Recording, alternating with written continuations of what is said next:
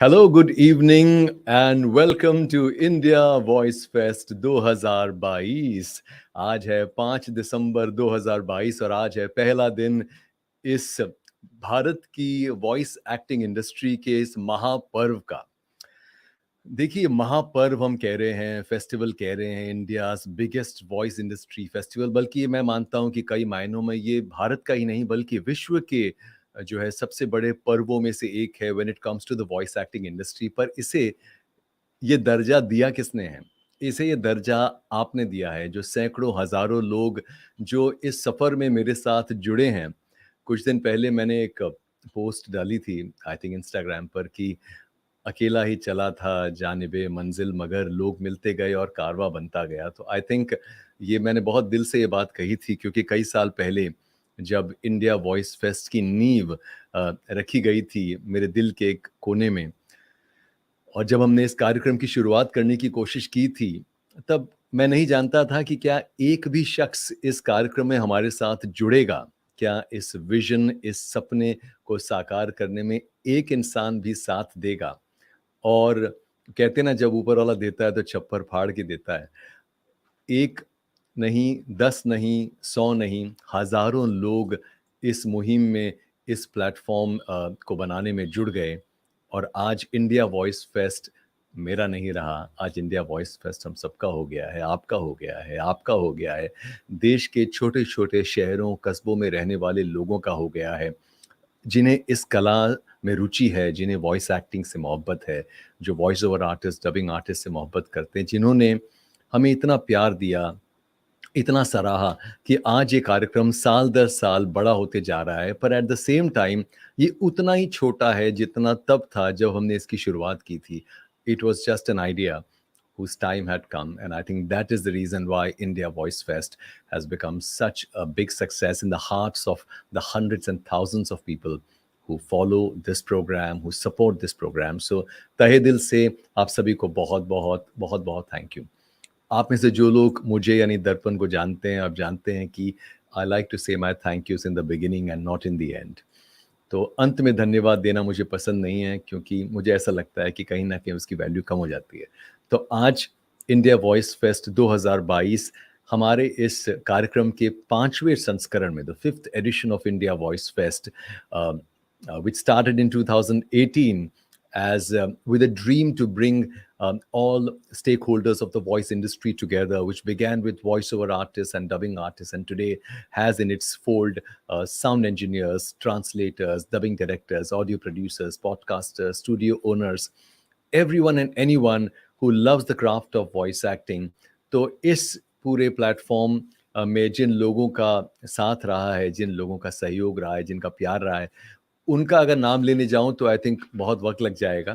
पर सबका नाम ना लेते हुए, you know who you are, आप जानते हैं। अगर आपने इंडिया वॉइस फेस्ट को प्यार किया है, अगर आपने मुझसे मोहब्बत की है, मेरी टीम को इतना प्यार दिया है, तो आप सबको बहुत बहुत धन्यवाद।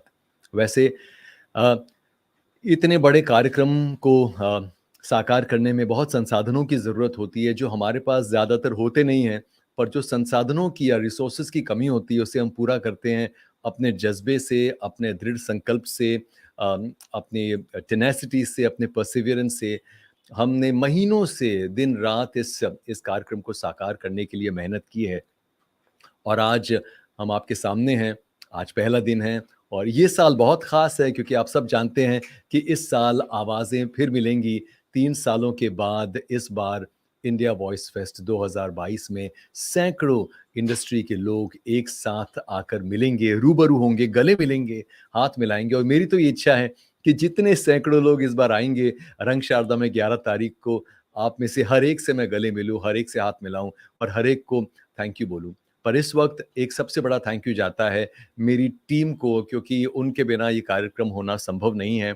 मैं ज़रूर इस कार्यक्रम का चेहरा हूँ, बट इस चेहरे के पीछे जो पूरी फ़ौज है, ये फ़ौज बहुत ज़्यादा लोगों की नहीं है, पर हम बहुत कम लोग मिलकर इस कार्यक्रम को साकार करने की कोशिश करते हैं, और मेरी टीम का बहुत-बहुत शुक्रिया अदा करूँगा, और साथ ही शुगर मीडियाज़ के परिवार वाले जो हमारे साथ औपचारिक तौर पर जुड़े नहीं हैं, पर जिन्हें हमारे साथ जोड़ता है सिर्फ़ प्रेम का बंधन, and the only bond that ties us together is the bond of love. So to all my Sugar Media's family members who always come up and who always join forces in helping us bring this event to life, thank you so much. And another big thank you is to the sponsors, to the partners, to the people who support us with resources and with their love. A big thank you obviously goes out first and foremost uh, to Sound and Vision Studios, one of India's premier leading content localization company. In fact, not just one of India's premier, I think they have been the pioneer.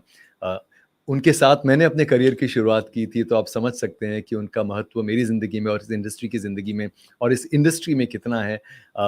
स्वर्गीय लीला घोष जी, जिनकी जिनकी leadership में ये company शुरू हुई, आज उनकी सुपुत्री the very dynamic, charismatic Mona Shetty is taking this company to heights that one could have never imagined. And Mona has always been very supportive of India Voice Fest, of every endeavor that I have undertaken, purely because of her faith in what I do, in what my team does, and the honesty with which we try to embark upon these initiatives. Thank you, Mona.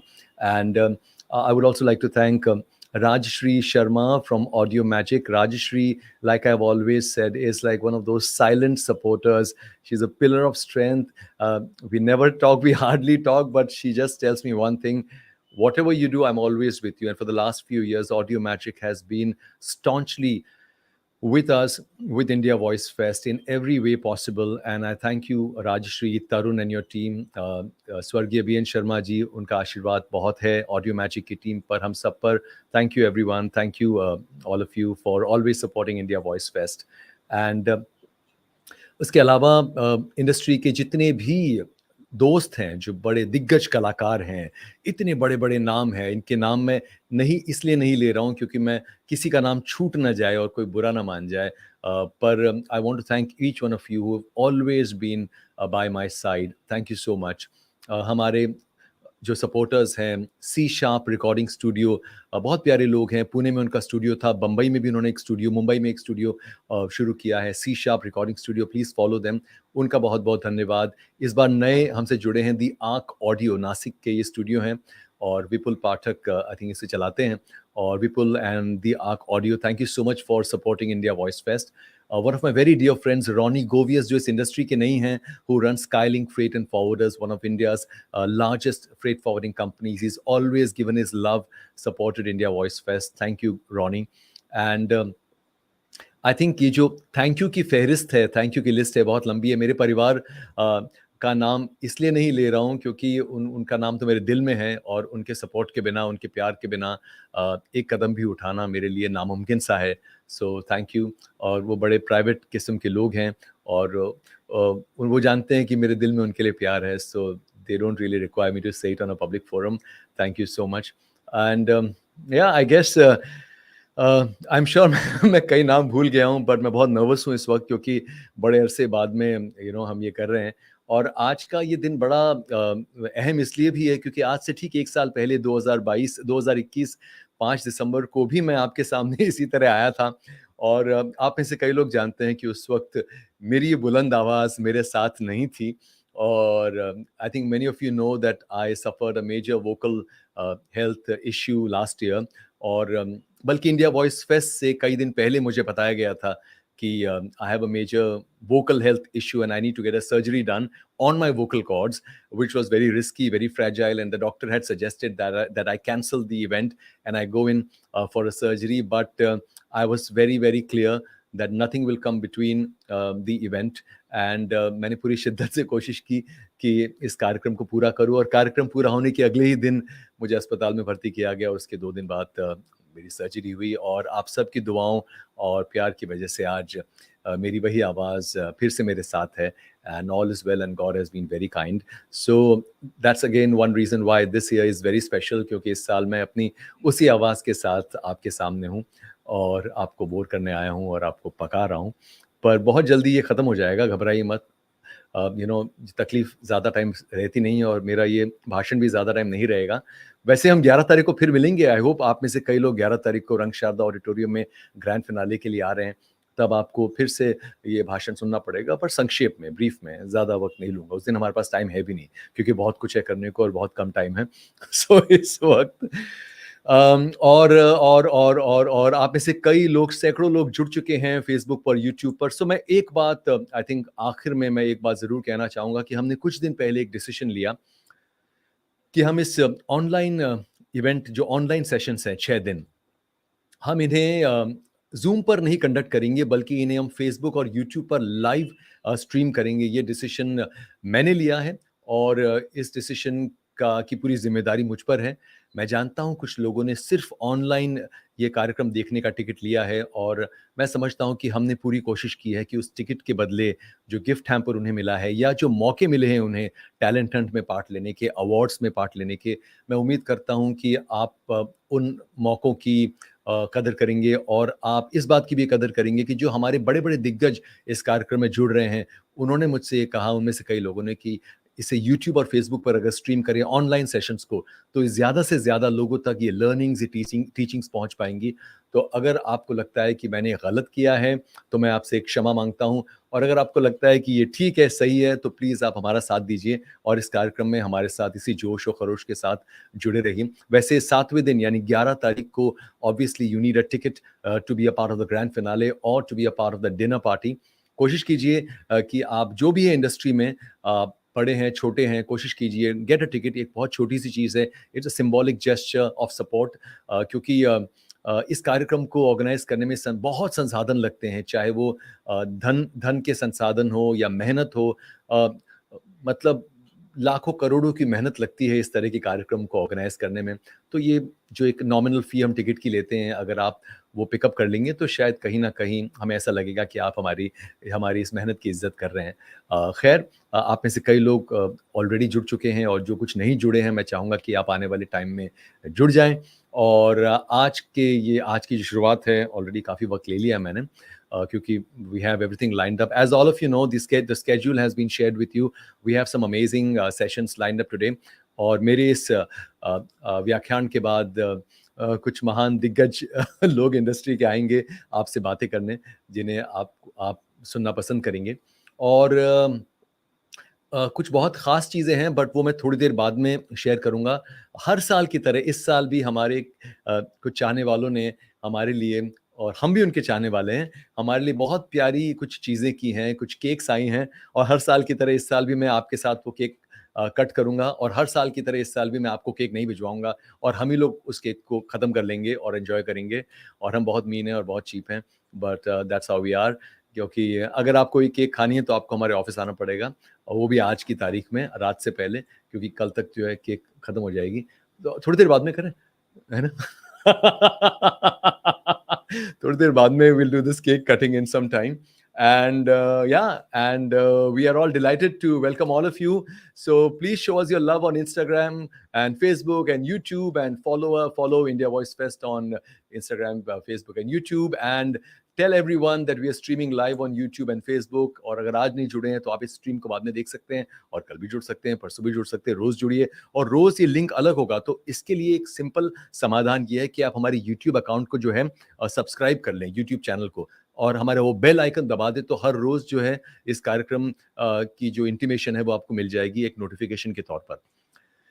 So I guess, sorry मैंने बहुत बोल लिया ना। I think जो पिछले साल मैंने नहीं बोला था, पिछले साल जो मेरी आवाज़ बैठी हुई थी, गला खराब था, उस वजह से जो नहीं बोला था, I am trying to more than make up for it this year. But anyways, I think this is it, I guess. So I'm going to end this spiel, and now I'm going to invite my very dear friend, someone I love, adore, deeply respect, deeper, industries diva, the Zarina, the gorgeous, the charismatic, the dynamic, the vivacious, uh, uh, और कोई रह गया क्या मोना, कोई और adjective? So the one and only Mona Shetty coming up in just a moment.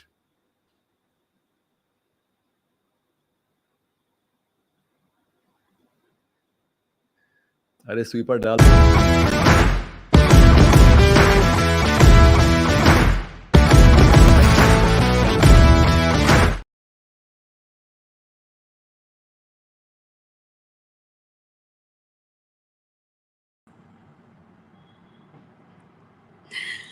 Hello, everybody.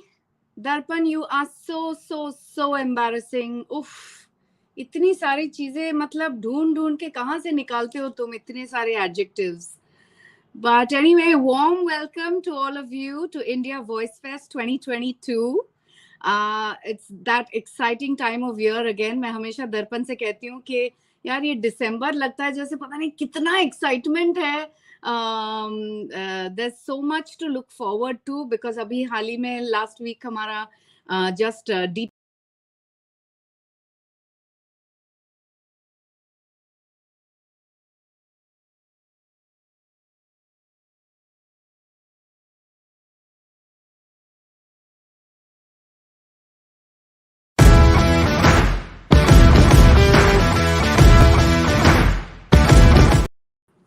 Hey, I don't know why I got logged out. So anyway, I'll continue. Yeah, like I was saying, this is a great time of year. DPL just got over and now we are on to India Voice Fest. This is going to be a fun week. And it just, India Voice Fest, Darpan never ceases to amaze me. It just gets bigger, it gets better, it gets larger. And it gets way more exciting each and every time. I don't know how you guys do it. So kudos to the Sugar Mediaz team, Darpan, Kiran, your entire team. Big shout out to your IT team for making this so seamless and so fantastic. And putting this live on Facebook and YouTube for millions to see. That is fantastic. I love the fact that we're doing this for the industry. I love to be a part of it. I'm just really happy to be here. But I think the funnest part is कि इस बार आवाजें फिर मिलेंगी. So that's a great slogan or a tagline that Darpan and team have come up with. I think it's fantastic, especially because इस बार वाकई आवाजें फिर मिलेंगी. After 3 years, we're going to see each other finally at the finale at the India Voice Awards on Sunday, the 11th of December at Rang Sharda. I hope you're going to be there at 4 p.m. And I'm really excited. I'm really looking forward to seeing you. लेकिन दर्पण ने बहुत tension दे रखा है मुझे ये बोल के कि अपना रेड कार्पेट लुक प्लीज एकदम you please work on your red carpet look एकदम मतलब कुछ अमेजिंग कुछ करके आना. And I don't know how to do that. इतना स्ट्रेस के बाद तो बिल्कुल ही कुछ नहीं सूझ रहा. So if you guys have any ideas, please, send me some nice ideas on social media. I'll be happy to take a look at those. And I really need some inputs. But you guys have fun. And I'm looking forward to see everybody's red carpet look, especially you, Darpan. हाँ, मुझे देखना है इतना सबको stress देने के बाद तुम क्या पहन के आने वाले हो. तो I'm really looking forward to this. I really, the lineup is fantastic. I'm looking forward to being part of quite a few of the sessions. And of course, being there on Sunday. So all the best, India Voice Fest. All the best, Darpan and the Sugar Mediaz team, Kiran, all of you. I hope we have a fantastic time. And thank you to all the viewers for being with us, for supporting us, and just for being there. All the best. See you all soon.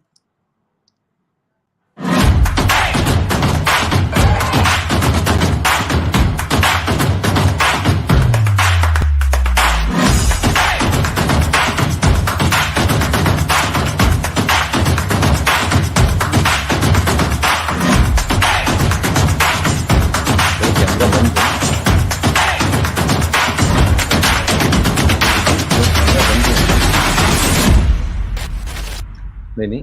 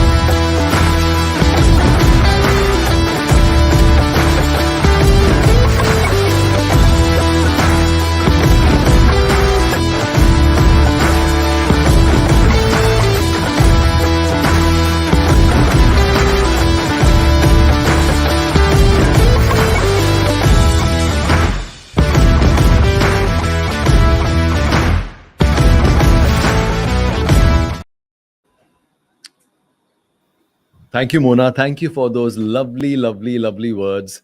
And as far as my red carpet look goes, yes, I am working on my red carpet.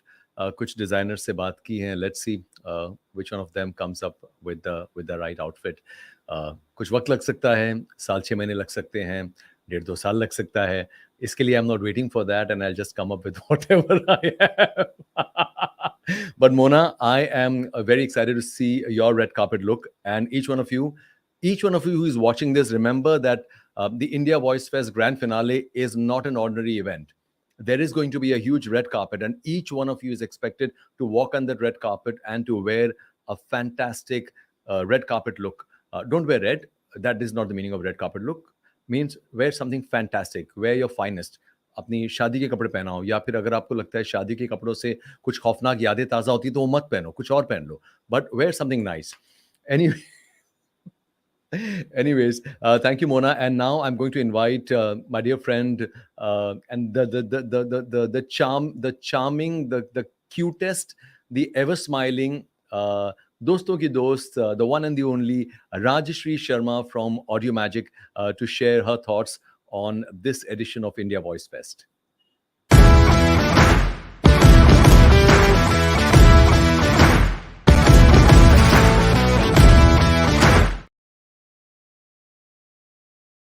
नमस्कार, hello everyone, what a wonderful welcome speech bye दर्पण and Mona. उसके बाद मैं क्या कहूँ, मैं ये सोच रही हूँ, बट मैं ये जरूर कहूंगी कि बहुत ही बढ़िया स्लोगन चुना है, आवाजें फिर मिलेंगी. जैसे मोना ने राइटली कहा कि हम 2 साल बाद फिर एक दूसरे से दोबारा मिलेंगे ऑफलाइन, तो इसकी तो बहुत ज्यादा एक्साइटमेंट है. And thank you to Darpan and the entire team of Sugar Media's for this. मैं हमेशा कहती हूँ कि India Voice Fest is a celebration of the voice industry, जहां हम सब इकट्ठा होते हैं, चाहे हम इस फील्ड में जो भी काम कर रहे हों, हम इस फेस्टिवल से जुड़ते हैं, हम इसका इंतजार करते हैं.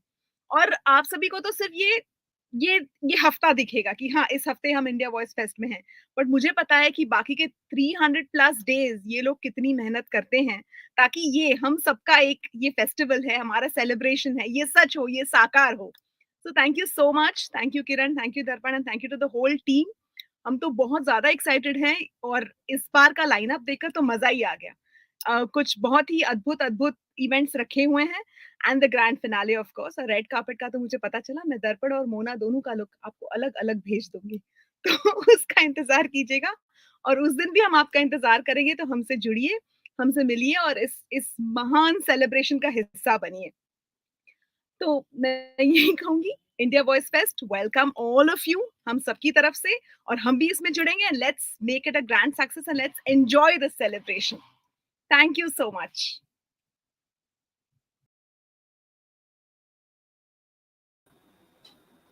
Thank you, Rajashri. Thank you so much. And once again, everyone, welcome to India Voice Fest 2022. Rajashri, thank you for those very sweet words of love and for India Voice Fest. And all of us are looking forward to listen to a lot from you in the coming days during these sessions that we have. And obviously, I'm looking forward to see you on the 11th of December at the grand finale at Rangshad Auditorium, Bandra. Okay, so now I'm going to call on the screen, invite Vipul Pathak from the ARC Audio. Can we have Vipul on the screen, please? Hi, Vipul, how are you?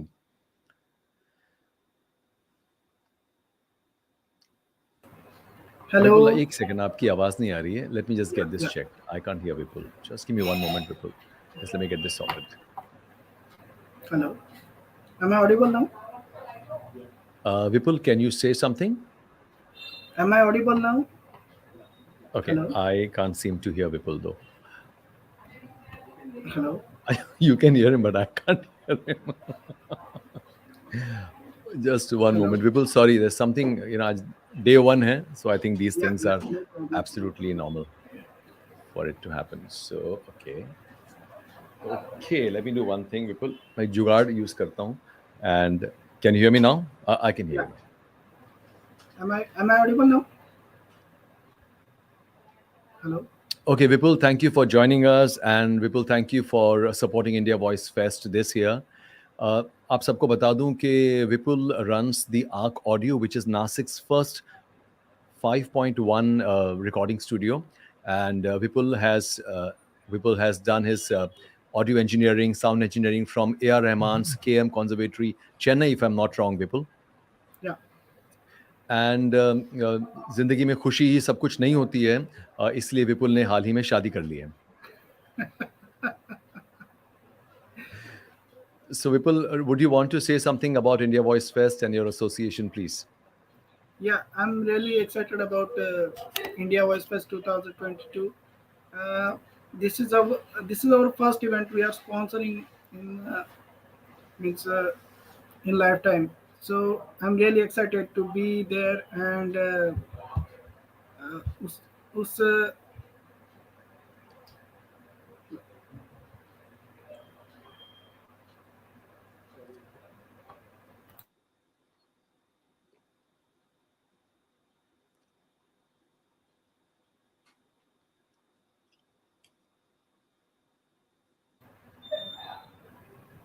Okay, thank you, Vipul. Thank you. Sorry, I think there's something with the audio, but it's lovely, Vipul, and I'm looking forward to see you on the 11th. 11 तारीख को जरूर मुलाकात होगी, क्योंकि 11 तारीख को आवाजें फिर मिलेंगी. So Vipul, आपसे मुलाकात होगी 11 तारीख को, and thank you for joining us, and thank you for being a part of India Voice Fest 2022.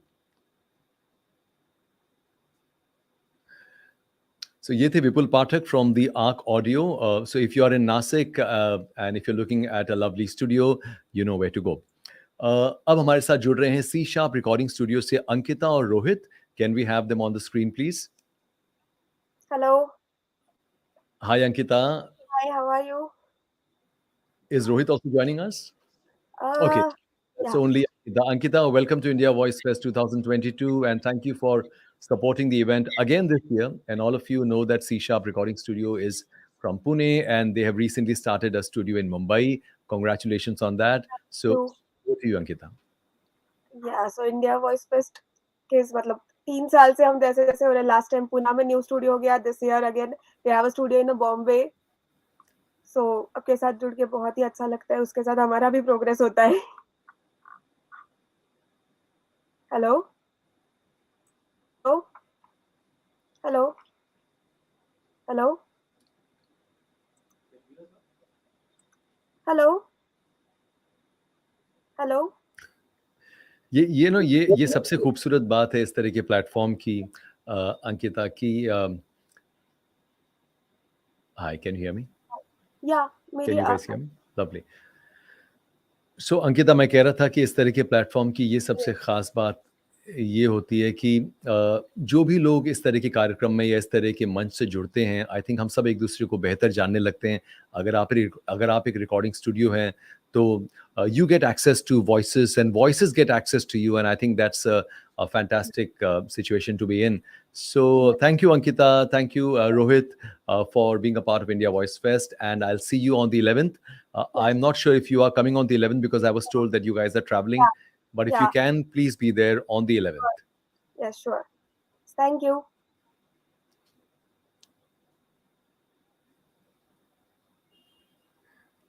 Okay, so lovely. So अब हम आगे बढ़ने के पहले लेते हैं एक छोटा सा ब्रेक और कुछ प्रोमो वगैरह देखते हैं, and then we're coming back with something very exciting. So hang in there.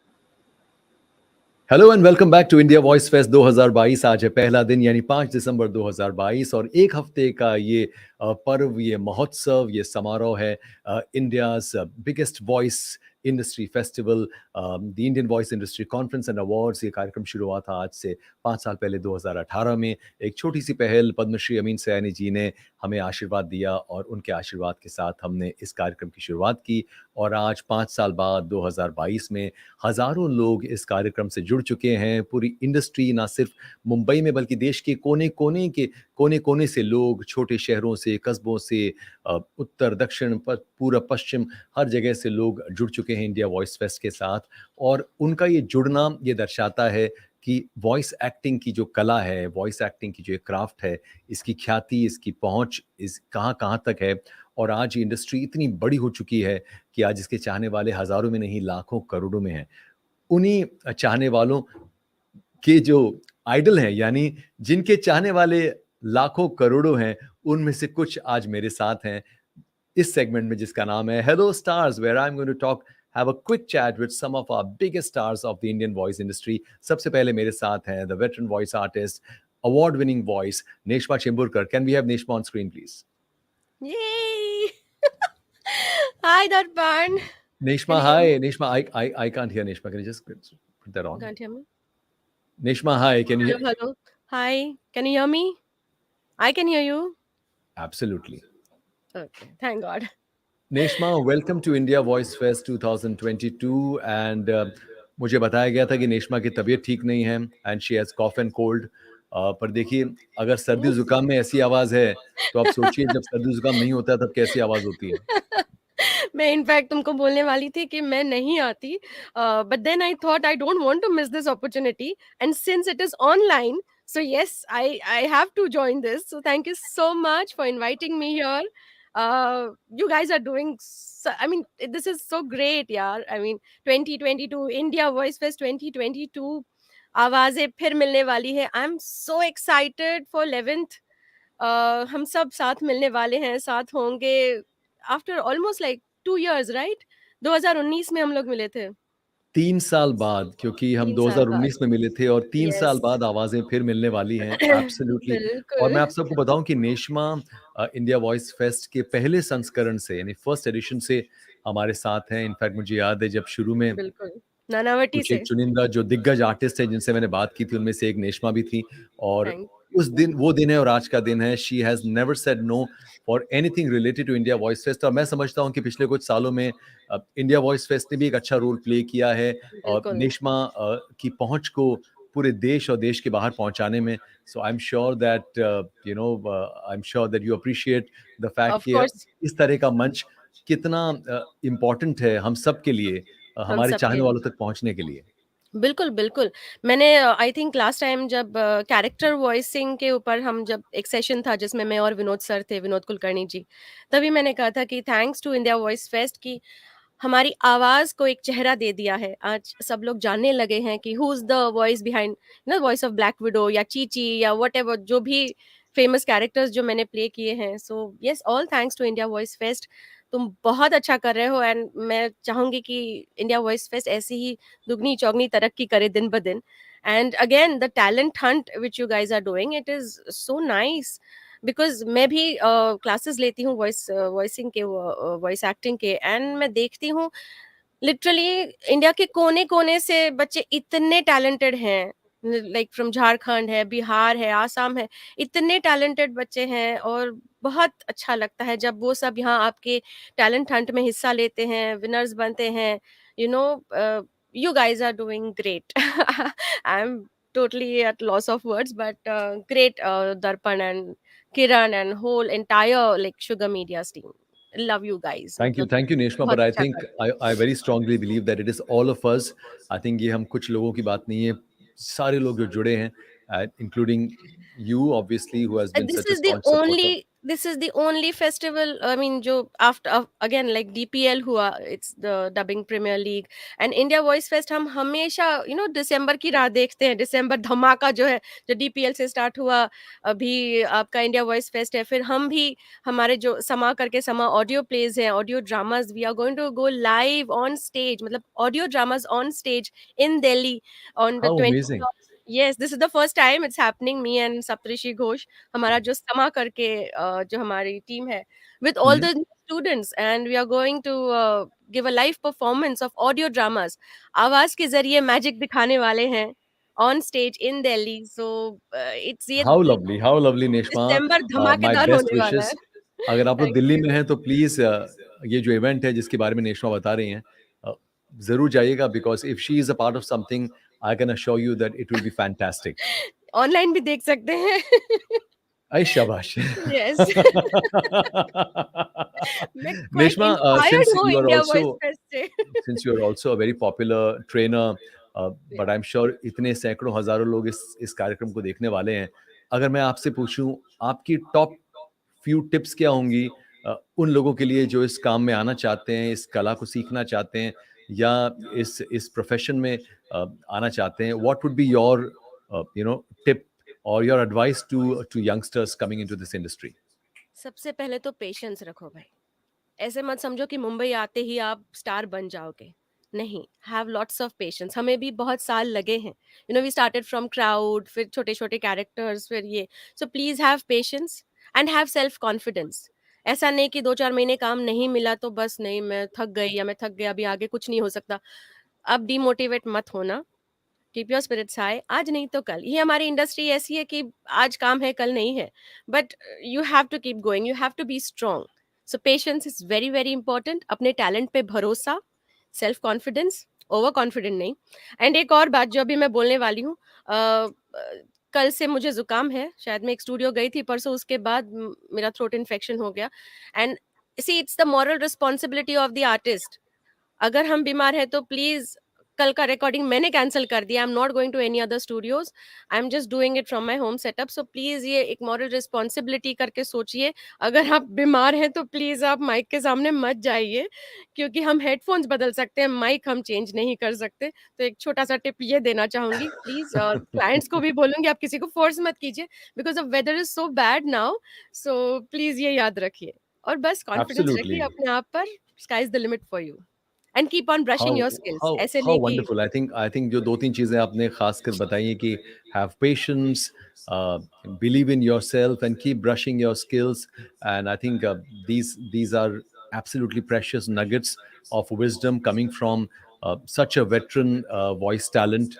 So thank you, Neshma, that was absolutely fantastic. Thank you for joining us at such a short notice for such a quick chat, and I'm going to see you on the 11th at the grand yes, finale. absolutely, I'm so excited and I'm happy कि मैं अभी बीमार पड़ी तब नहीं पढ़ूंगी। अभी तब मैं तक ठीक हो ठीक हो जाओगे जाऊंगी, यार। एग्जैक्टली। चलो bye and see you all, alright and Neshma, bye मिलते हैं, bye. Bye bye, bye. Take care. हाँ जी, अब हमारे साथ जुड़ रही हैं एक और दिग्गज कलाकार। लाखों चाहने वाले हैं इनके, और इनकी अदा की तो क्या बात करें। और मैं और ज्यादा बात नहीं करता हूं, मिला ही देते हैं आपको मेघना इरंडे से। Hi! मेघना, हाय। मेघना is Can like you hear me? जिसे बोलते हैं ना, मेघना is vitamin E. What is E in this? मेघना is vitamin energy. I don't remember Oh, I thought ever having spoken it. to Meghna and not felt energized after talking to her. Oh my God, I am so excited. I am so excited. India Voice Fest. And that too, also, I'm meeting you on very first day. So, Darpanji, I want to tell you something. Okay. हाँ So, मेघना you ji, know what बताइए ना मेघना happened? Ji. You know what happened? My mom is, she can see the difference in me. Okay. कि अरे तुम इतना क्यों उछल रहे हो, एवढी का उत्साही आहेस तू, what's with you, like, then I told her, I, this is very first day of India Voice Fest. Okay, so she said ki fest म्हणजे festival का? So I said, yeah, and it's a festival, and we can actually, then I thought about it, we can relate to our festivals as voice festivals, because see, House. Diwali, so light and sound has a very unique connection. So as we celebrate Diwali, we are celebrating India Voice Fest. Then Holi, it's like 7 colors, and we celebrate 7 sur, 7 sounds. Okay, so it's again a holy for us. Like, then Thanksgiving, we pay gratitude. So we pay gratitude to our directors, our writers, our elders, our technicians. So it's a Thanksgiving for us. Then I told my mom that it's Dasera for us because there's something like beginning of something new, and there are a lot of newcomers are coming. There are a lot of avenues, master classes. So new artists are like, it's a beginning for them. Okay, so it's Dasera for us, and we can refer this to Christmas because you give us, Sugar Media gives us lot of goodies and gifts. So Santa Claus is also here, Darpan ji. That's you are. So, you keep on I'll tell pampering you us something. with your I'll tell you kind something. words. मैं Santa Claus हूँ, मगर किस तरह से हूँ? I am the Santa Claus for the thousands of fans of voice actors like you, और मैं वो Santa Claus हूँ जो अपनी झोली में आप जैसे जो हमारे दिग्गज कलाकार हैं उनको लेकर आता हूँ इंडिया वॉइस फेस्ट में, रिक्वेस्ट करके, और जो हजारों लाखों चाहने वाले हैं वो आपसे सीखते हैं और उनको आपसे मिलने का मौका मिलेगा इस बार तो. So I think in that context I am a Santa Claus, but that's about it. Absolutely. But it's an You are the honor. gift. It's an If I'm honor a to Santa be Claus, then here. you guys are the gift. You made my day. And seriously, I mean, the title, you said stars. No, we are not stars yet. I mean, I feel that every day is a learning process. Every day we give auditions. So, guys out there, if you think we are stars, no, we have a competition with ourselves. I have to prove that I can do छोटा बच्चू at the same time, और मैं granny भी कर सकती हूँ. So मुझे ऐसे लगता है कि you have to improve every day. So you can't be a star. So मुझे लगता है कि you need to be How grounded, wonderful. very grounded, because I think we are evolving, we are growing, and with India Voice Fest, I think there is a lot of unity. We are coming together, and Sugar Mediaz and Darpan ji, Kiran ji, for that matter, हम लोग सबको साथ लेके चल रहे हैं. That is so nice कि मतलब अगर ग्रो हो रहा है तो कोई एक नहीं हो रहा, पूरी इंडस्ट्री हो रही है.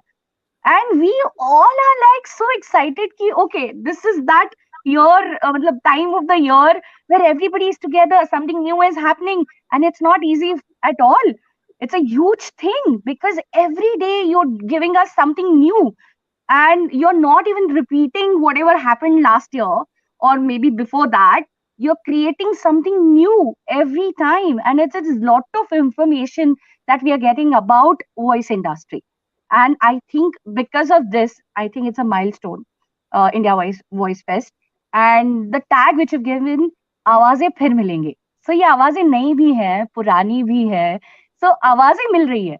ये किसकी आवाज है पता नहीं, पर ये आवाजें मिल रही है. It's such a lovely feeling, and I think it says it all. Absolutely, absolutely. How sweet, मेघना. बिल्कुल आवाज़ें मिल रही हैं, नई पुरानी सारी आवाज़ें मिल रही हैं, एंड हम सब साथ हैं. I think that is exactly Y इस तरह का एक कार्यक्रम इतना सफल हुआ है, और आने वाले समय में भी I hope all of us remain Yes. together in trying to further awareness about this craft and celebrate this craft. And Meghna, thank you so much for joining again at such a short notice, and you're Yay! such a rock star, Meghna. I'm sure people are going to see a lot more of you at the grand finale, but we'll talk about that later. Absolutely. Yeah, But and there for are going to now, be so many new entries. I'm excited for that. yes, of course, of course. Thank you, Meghna. Thank you for joining. I'll see you later. Bye-bye. Okay, so that was the vivacious Meghna. You know, she's like 1000 watt की का power है उनके अंदर to just energise you.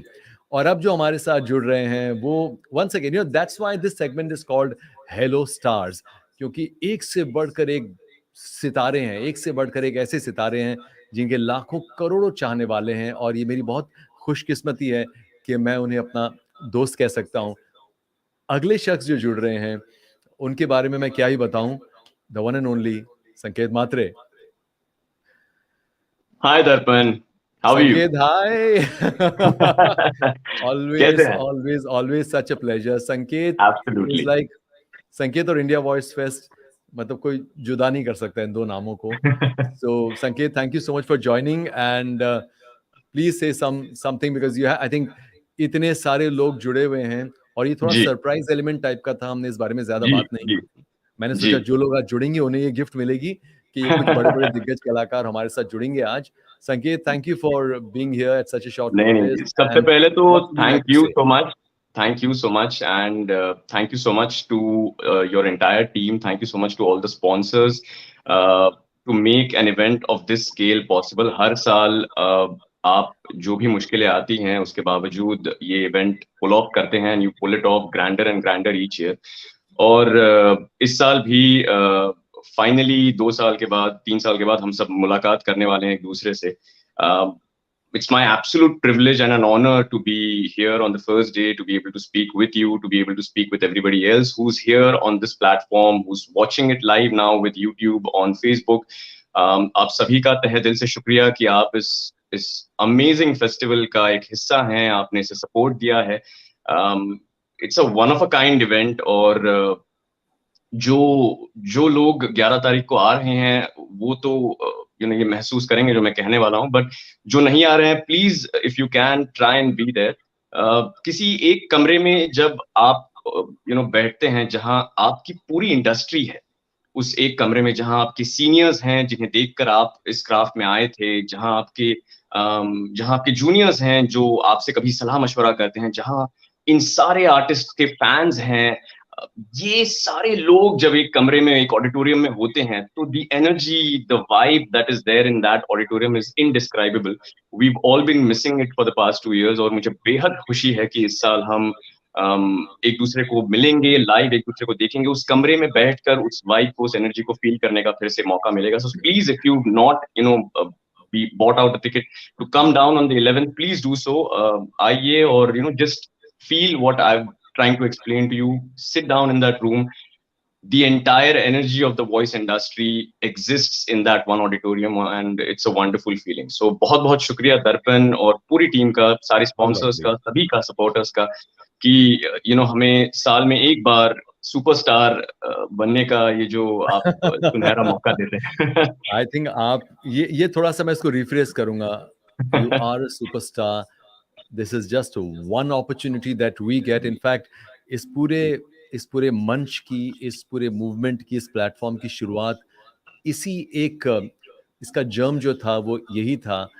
I ji. wanted that all my colleagues, my seniors, the stalwarts, the veterans, I think all of them should be showcased as the true superstars that they are. Absolutely. And in fact, इस बार Absolutely. तो like last time 2019 में भी we had a red carpet, और जी. इस बार भी we are going to have a red carpet. You should feel that you are walking in बिल्कुल to the Oscars of the Indian voice industry, and that's how I बिल्कुल. think each one of us should look at it. And thank you, Sanket. Your Thank you so love, your much, Darpan. support is absolutely precious. A And pleasure. thank you for joining in today. And I'm looking forward, all of us are looking forward to see you on the 11th at the grand finale. Absolutely. I shall be there. I hope to see all of you there. Thank you so much, Darpan. Thanks a lot. Thank you, Sanket. Bye-bye. Bye-bye. Bye-bye. Okay, और कहते हैं ना कि you saving the best for the last. Actually ये कहावत यहाँ नहीं बैठती है सही, क्योंकि each one of these stars has been the absolute best. The next one coming on the screen is my very dear friend, मेरा भाई, मेरा यार, the one and only Viraj Yadav. Hi. Viraj. Hello, Mr. Mehta. Hi, everyone. Hello साहेब, कसं काय? एकदम चालते मजेत, तरी काय? मजामा, जलसा, all good. कसं काय मंडळी? एकदम मस्त. विराज के लिए मराठी वाला पहले प्रोग्राम आता ना, आपण याला पाहिलत का?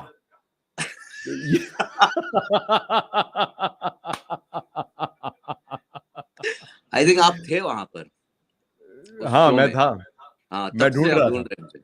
Viraj, thank you for joining in, bhai. And Thank for you, thank you, everyone, Viraj, as all of you know, is not really there on social media, and but that has not stopped him being the superstar, rock star that he is. One of India's finest voice artists. Someone I deeply love, adore, respect, learn from all the time, and it is my absolute privilege to call him a friend. So, Viraj, what do you have to say about India Voice Fest this year? This मतलब ये हर साल ही अच्छा बड़ा मजेदार हो रहा है, मजा आ रहा है। और बहुत लोगों ने कोशिश की है ऐसा करने की पहले, बट कुछ हुआ नहीं। आपने किया और ये बहुत धमाकेदार हुआ ही है। And there is so much to learn. हमेशा ऐसा लगता है कि हर कोई आप, इट डजंट मैटर आप कितने साल इस इंडस्ट्री में रहे हैं, या आपने कितना काम किया है, कितनी फिल्में की है, कितने एड फिल्म्स आपने डब की है, या जो भी है। बट एक, every time you see someone on the panel, every time you see someone in the auditorium who's speaking, talking, and everyone makes sense to you, and you always feel you're learning something you've like you haven't done this before, and you go back to the studios or you go back to your drawing board and you feel this is something new and this is something that you've never done. You can apply it in your professional career of voicing, no matter how many years you've spent in it. तो हमेशा ऐसे ही लगता है, बहुत बहुत learning है इसमें। और फिर आप वहाँ एक लर्न करो और फिर पूरा साल उसको आप यूटिलाइज करो जो भी सीखा है, and then again wait for India Voice Fest. How lovely. Viraj, you are an absolute stalwart. You've been around in the industry for decades and कुछ बहुत बेशकीमती काम आपने किया है. You are one of those few artists जिनका दखल advertising में भी उतना ही है जितना डबिंग में है, जितना नरेशंस में है. तो अगर मैं विराज आपसे पूछूं कि जो अभी उभरते हुए कलाकार हैं, जो इस काम को बहुत शिद्दत से अपनाना चाहते हैं, आपकी उनके लिए, आपका उनका गुरु मंत्र क्या होगा उनके लिए? गुरु मंत्र तो कुछ है नहीं, पर मुझे ऐसा लगता है, मेरे ख्याल से नेशमा ने पहले कहा कि पेशेंस रखना बहुत जरूरी है। I second that what Neshma said, patience बहुत जरूरी है। और आप ये सोचकर ना चलें कि मुझे एडवर्टाइजिंग में वॉइसिंग करनी है, या मुझे फिल्म्स डब करनी है, या मुझे नरेशन करना है। आपको जो आता है, जो करना है वो कीजिए, और then you can pick and choose what you want to do really. आप ये सोचकर ना चलें कि मुझे एक ही स्ट्रीम में वॉइसिंग करनी है। आपको जैसा काम आता है, जो काम आप सीख रहे हो, अच्छे से सीखो, अच्छे से अपने आप पर काम करो, और उसके बाद आप सिलेक्ट कर सकते हो आपको क्या करना है। लेकिन हर चीज करनी चाहिए, ऐसा मुझे लगता है। विराज, अगर मैं एक एक आखिरी सवाल पूछूं, जी। if you can tell me what is the best piece of advice that you got when you were starting out, and what is the worst piece of advice you got? Oh God. ये बड़ा important सवाल है क्योंकि इसमें हाँ। बहुत सारी learning छुपी है सबके लिए. अब लीला जी हो, या गुलू दी हो, या रूपा जी हो, इन लोगों ने हमेशा एक चीज कॉमन कही है, be a little fearless and be a little open. अपने आप को बांध कर मत रखो। When you are in front of the microphone, just be what you should be. अपने आप को वहां बांधो मत। Be fearless in in terms of, किसी नेगेटिव तरीके से नहीं, लेकिन बहुत पॉजिटिवली आप माइक्रोफोन के सामने आप खुल जाओ। This was the most precious advice that I had got. Worst तो पता नहीं वर्स्ट क्या थी। Okay, we'll give that a pass. But I think that's a very interesting. ये जो आपने अपनी एडवाइस के बारे में बात की, but I think इसमें बहुत बड़ी लर्निंग छुपी है for upcoming voice artists. Ji. When you say be fearless, is have the courage to make a choice. True. Sometimes it could be about saying no. I think Yes. saying no sometimes is as important as wanting to say yes.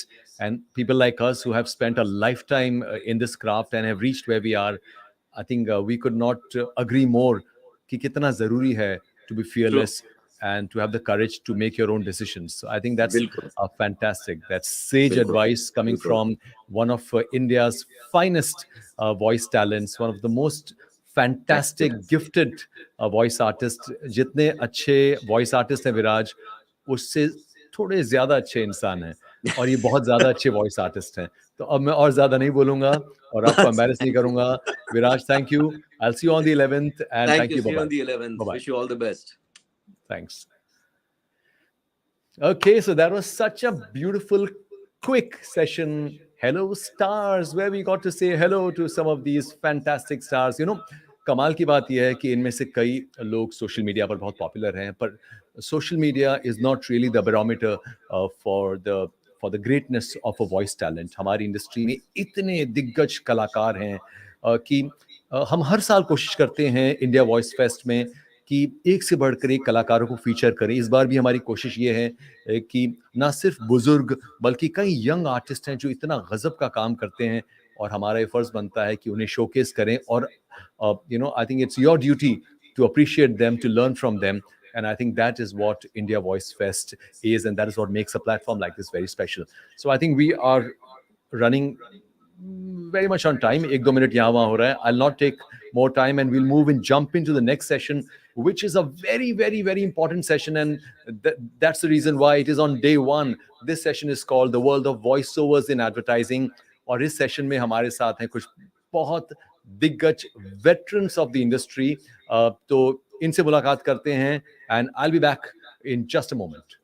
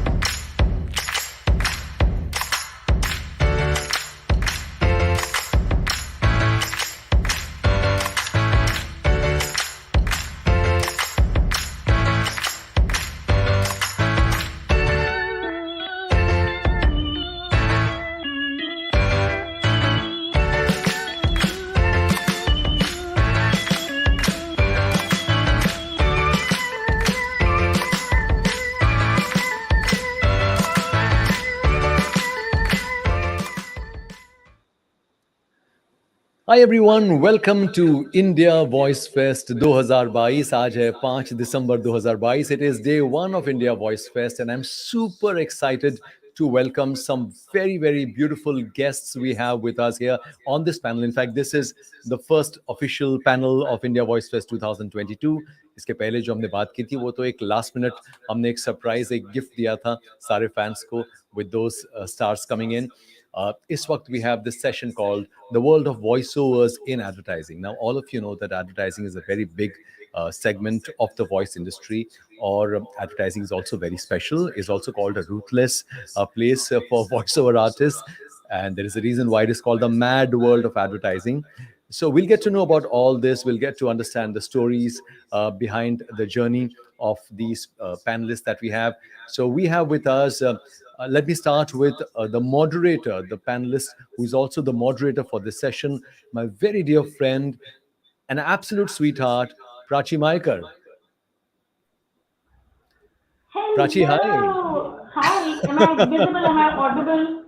Yeah, technology is not my best friend ever. So Audible भी हो और audible से ज़्यादा आप Spotify भी हो. awesome, it's a pleasure. ऐसे बुरे जोक मारने वाले को कभी पैनल में नहीं रहना चाहिए, इसके लिए मैं चला जाऊंगा. But not before I introduce the other panelists. So Yeah, Prachi absolutely. is a very dear friend. She's someone I love deeply. She's an absolute sweetheart. She's a veteran of the voice industry. Someone who has been a voice artist since the age of 6. I was like, तो ये 20 साल से voice artist हैं, और आप देख ही सकते हैं कि 20 साल हो गए ना. प्राची की ज्यादा बोल दिया क्या? 18-19 साल नहीं बोला ना, ठीक है, 1-2 साल ऊपर नीचे संभाल लेंगे. So, and Prachi is one of those rare talents in the industry who is also today a very accomplished. In fact, she's one of India's leading transformation trainers. In fact, she also, gave us the privilege of having a fantastic session last year on, on the entire process of how you can transform your life, how you can become, how you can evolve, how you can really motivate yourself to become someone that's the best version of you. But today, Prachi is here in her capacity as a veteran voice artist, and she's going to be moderating this session. And I'm going to now request to have on screen our next panelist, Farzan Dastoor. Hi, how are you guys? Farzan, hi. Finally, we are putting a face to the voice, to the phone calls that we had. Yeah, I'm so excited to be here. It's Now the first day of India Voice Fest. It's going to be super fun. I have to tell everyone. So Farzan is a legit celebrity. All of you know that. I mean, I don't even want to count the number of times Farzan meets people, and when he leaves, people say, "Tusi na jao." आप So, counting की तो बात ही मत करो, मैं बहुत counting कर चुका हूँ. और बचपन से इतने तारे काउंट किए इन्होंने. आज the only person on earth who knows कितने तारे आसमान में हैं, that is Farzan Dastoor. So, Farzan, thank you. And you know what? The most beautiful thing about Farzan is, like I said, he's a legit celebrity. I reached out to him. Not It at was a all. cold DM on Instagram, and he responded immediately. And he was so loving, so friendly, so appreciative. And I think, it was the easiest to get him to join the panel at India Voice Fest, Farzan. And I can't thank you enough for that. Not at all. Not at all. I'm so happy to be here. Thank you so Thank you, much. Farzan. And obviously, we are looking forward to see you on the 11th as well. And Yes, 100%. for people who don't know, people who know Farzan as that cute little boy from Kuch Kuch Hota Hai, probably you don't know that Farzan has started his career as a voice artist at the age of 4. In fact, Farzan was the voice of one of the male character in the Hum Tum Ka, the Cartoon. animation, Yes. those two cute little animated characters. Farzan, and of course, my favorite Farzan Dastoor moment is "मैं घर छोड़ के जा रहा हूँ" of the Dhara commercial. So I guess we will get to know more about Farzan's story and his experiences, especially as a voice artist, in the panel to follow. Thank you, Farzan. Thank you Thank so you for much, joining. Darpan. And And thank you, Prachi. I'm going to now request Varun Parikh to be on the screen. Hi, Varun. Varun, thank you for joining us. Having me? और जितना आसान फरजान को मनाना था, उतना ही मुश्किल वरुण को मनाना था. जितना ड्यू डिलिजेंस वरुण ने किया था to come on India Voice Fest, उतना ड्यू डिलिजेंस अगर वेंचर कैपिटलिस्ट ने FTX पे किया होता, तो आज वो FTX बैंकरप्ट नहीं हुआ होता. Varun, ladies and gentlemen, is the founder of Bay Owl Studios in Mumbai. He's also a veteran sound engineer, and he's been, in the field for more than 10 years now. A very popular guy in the advertising circuit, young, very promising, very bright, and I'm sure we'll get to know more about him in the session to follow. Varun, thank you for joining us. Really appreciate this. Thank you. Thanks, Darpan. I don't know if I'd call myself a veteran, but ये veteran का ना मतलब, veteran को लोग है ना usually बुजुर्ग से ले लेते हैं, बट वेटरन का मतलब वो होता है जो अपने काम में पारंगत हो, someone who is really who really has a hold on the craft and has been doing that consistently for a decent amount of time. So I guess that qualifies you to be a veteran. So thank you, Varun. And I will now call upon Sneha Suresh on the screen. Sneha, hi. Hi, can you guys hear me? Am I ये जो visible? उम्र Am I में audible? जो 11-12 साल की लग रही हैं, she is one of the most. ये जो आप वरुण कह रहे थे ना कि मैं veteran हूँ कि नहीं हूँ, I'm sure Sneha doesn't have any qualms about being called a veteran because she is a legit veteran of the You're being very advertising kind. voice industry especially. Sneha records in more than 10 languages. Sneha was the singing voice of the Tamil and Telugu version of the Navarai Maji song, the most famous song from English. Sneha is the voice behind thousands and thousands of television commercials. And oh my God, she is, I'm blushing. I was I'm so not even excited. serious. I was so excited when Sneha said yes to be on India Voice Fest. And Sneha, I'm looking forward to My meet you honor. on the 11th. Darpan, my honor. And I'm super excited. Most definitely. Thank you And so much. thank Thank you, you so everyone. much for having me here. Can you hear me? Am I Love- audible? Of course, you're audible. Yes. You're audible. I Thank won't you, crack thank that you joke so again, much. Prachi, don't worry. Hi, Okay, Prachi. guys, Hi, I'm going to Varun. leave. Hi, I'm Farzan. going to hand over the panel to Prachi, and I'll see you guys on the other side. Bye-bye. Thank you, Darpan.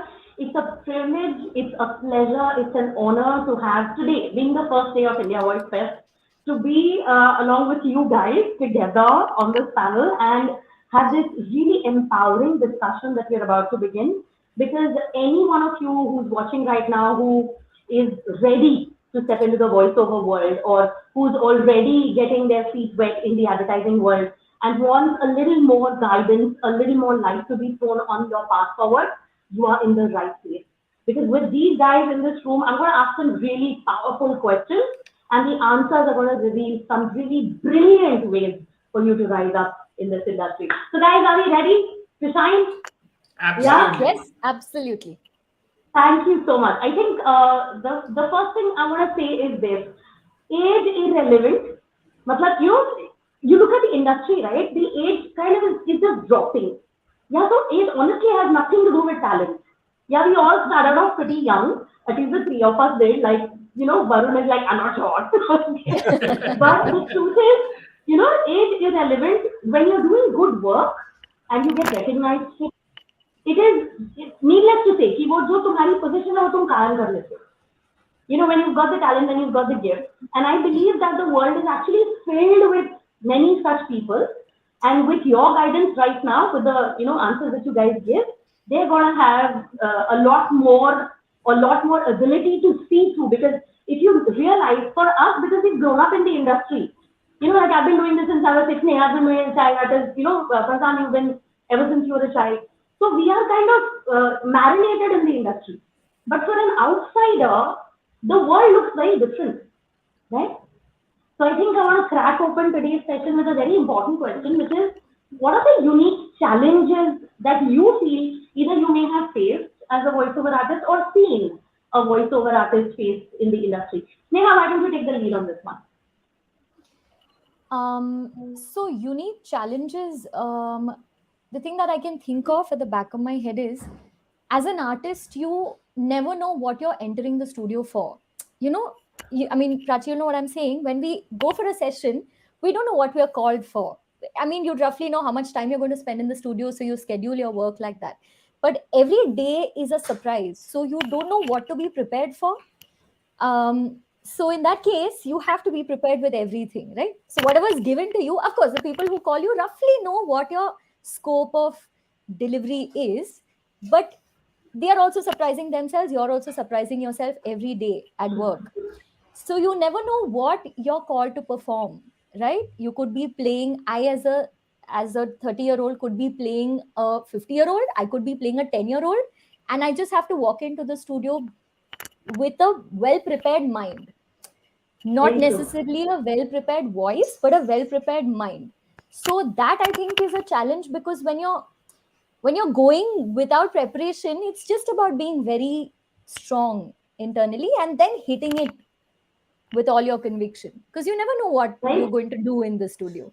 So yeah, I mean, I completely agree with you. I resonate with this so much, because it's like that now. You walk into a job and suddenly they threw, you have to sing and do a voiceover. It's like scatting, or suddenly it's an accented character. And as exciting as it is, you're very right. We need to be prepared for it. Like, take your whole arsenal with you. Exactly. Yeah, like you go for a job thinking it's going to be like a rap, and then suddenly they'll be like, oh no, maybe we should add a melody to it, and you're like, oops. So yeah, or suddenly hey, can we try an accent over here? And what accent? So not like we're very well versed with accents, you pull it off just on the spot. So you're just experimenting with your voice, and everyone's there, everyone's with you, everyone's supportive, everyone's experimenting with you. It's not like we have a teacher there on the other side and someone's, but it's just about having a lot of conviction and coming just with a very wholesome mind is what I think is one of the biggest challenges. Coming with all the positive energy every day and taking it on. That is difficult and it's achievable. Absolutely. See, I mean, we've lasted in the industry for donkey's years, right? I mean, somewhere or the other, we have surprised ourselves too. And thanks to producers and filmmakers like these guys right here, they put us on the mic because they've got this space that, these guys can come up with what we are they're putting us through the grind, and then on the other side of it, magic has happened because the whole team has worked together. So exactly. Yeah. Fantastic. Thank you for sharing that. Prasan, what's your perspective on this? What would you say has been the... I think I'll take a step back, and when you said especially that there are people who are newcomers who don't know anyone in the industry, I think it's the biggest challenge to first find out where to send. First of all, some people don't even know that they need samples that they should send out maybe to some people to kind of market themselves. Even if they have a few, they don't know who to approach, who to go to, who to speak to. So I think that's a really difficult thing. And unless you find some really nice voiceover artists who have been around, who are so nice that they will help you and not see you as competition, who are secure enough to see you and be sweet to you. Unless you find those people, it's very difficult. So I would give this advice: if you're a man, go to probably a woman who will help you out, because you're no competition to her. You can't do the same voices, and you probably, and vice versa, and try to get your help from there. But I think it's very, very difficult now. I will not deny it, and hats off to those who are trying every day. I have young cousins also who are trying, and it's a process. They've asked me for help. I've helped them out, but it's not like, oh, work starts flowing in every day as soon as you join. So it's a long process. It's one with a lot of patience. You need a lot of patience, including what Sneha just said. Right? You could lose your patience with the producer or a director in the studio, because you're like, this guy doesn't know what he's doing, and but patience is the key. So that would be my little advice. Beautiful. Thank you for sharing that. In fact, to add to what you say, what I've realized is since I've been little, and the industry has evolved a lot. It has changed so much.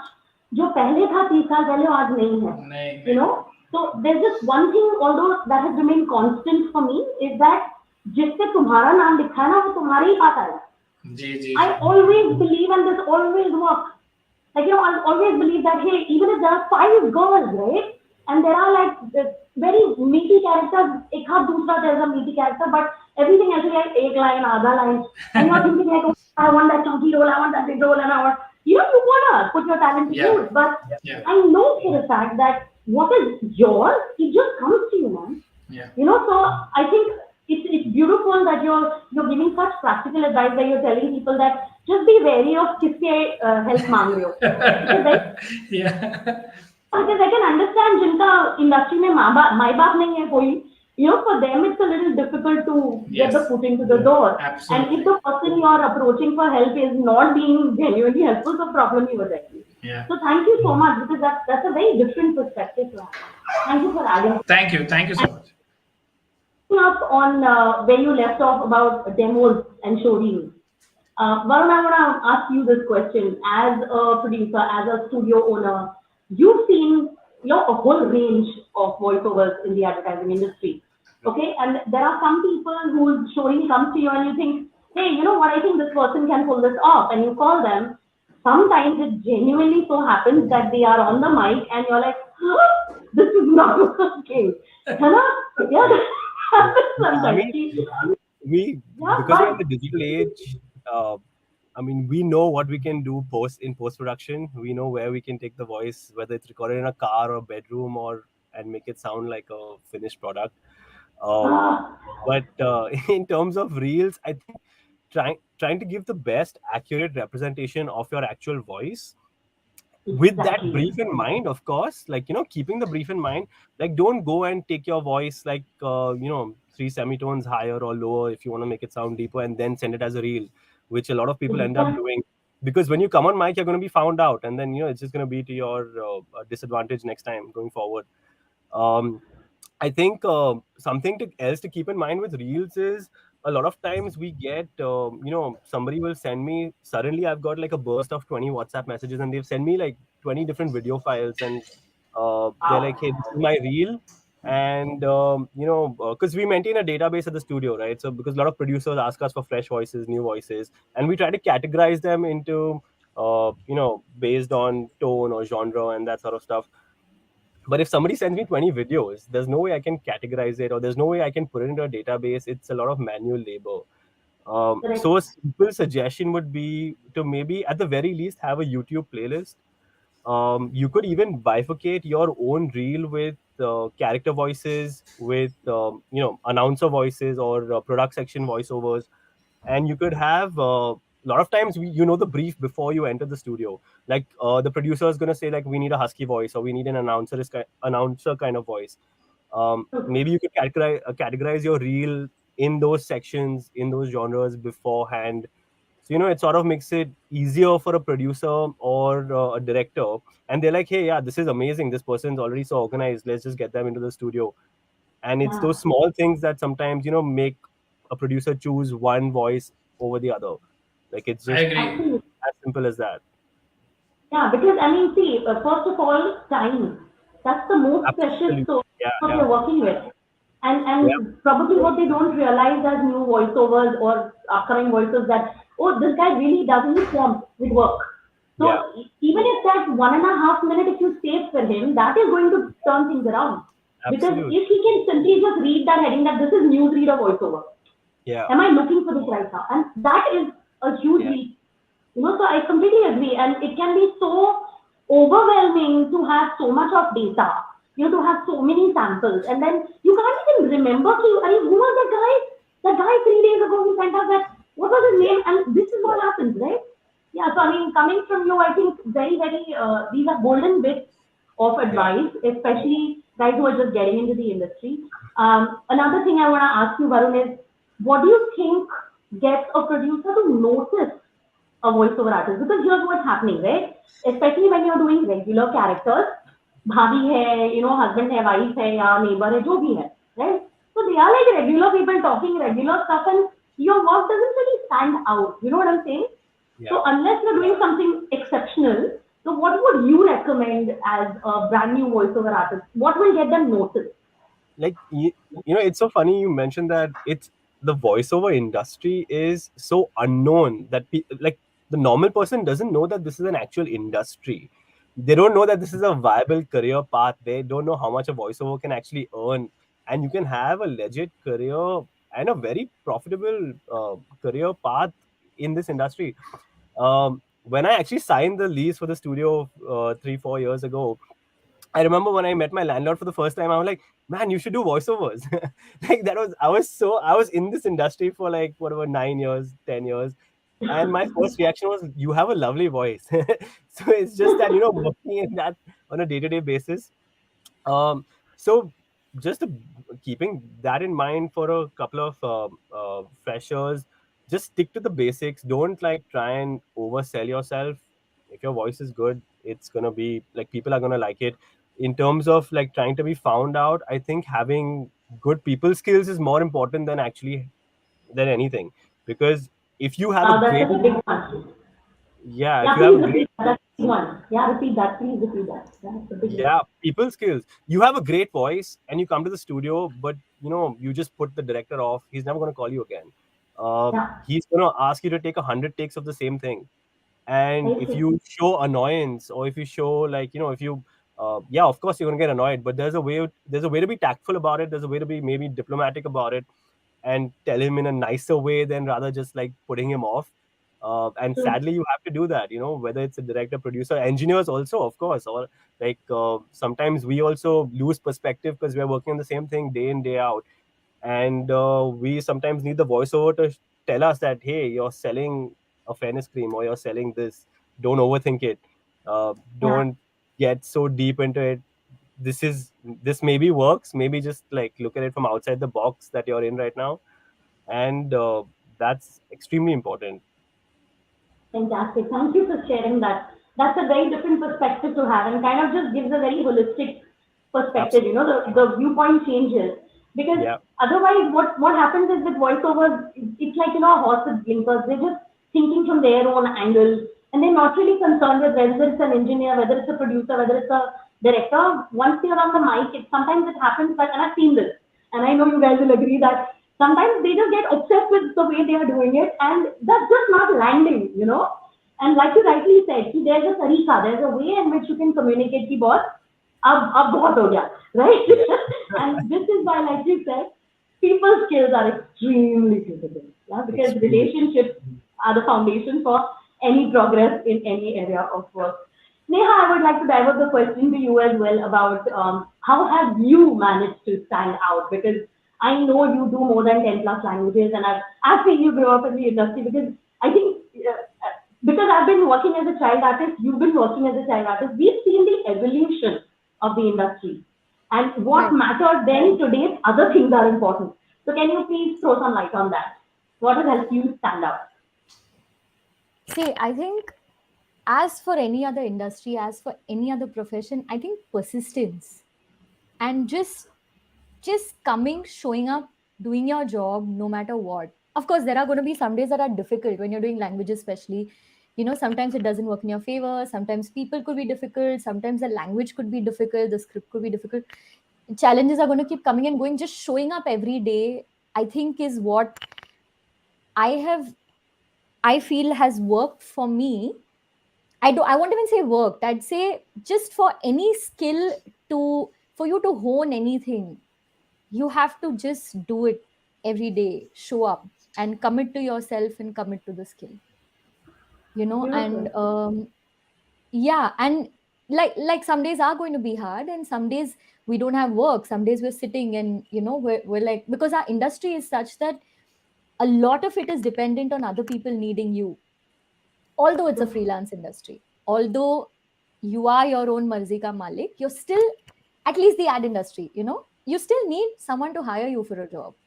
So that could also be difficult for you to cut through those days of slack and those the tough days, the days where there's less work, the days there are too much work and you're trying to balance that out. I think it's just about breathing through your day and going through it however things come to you.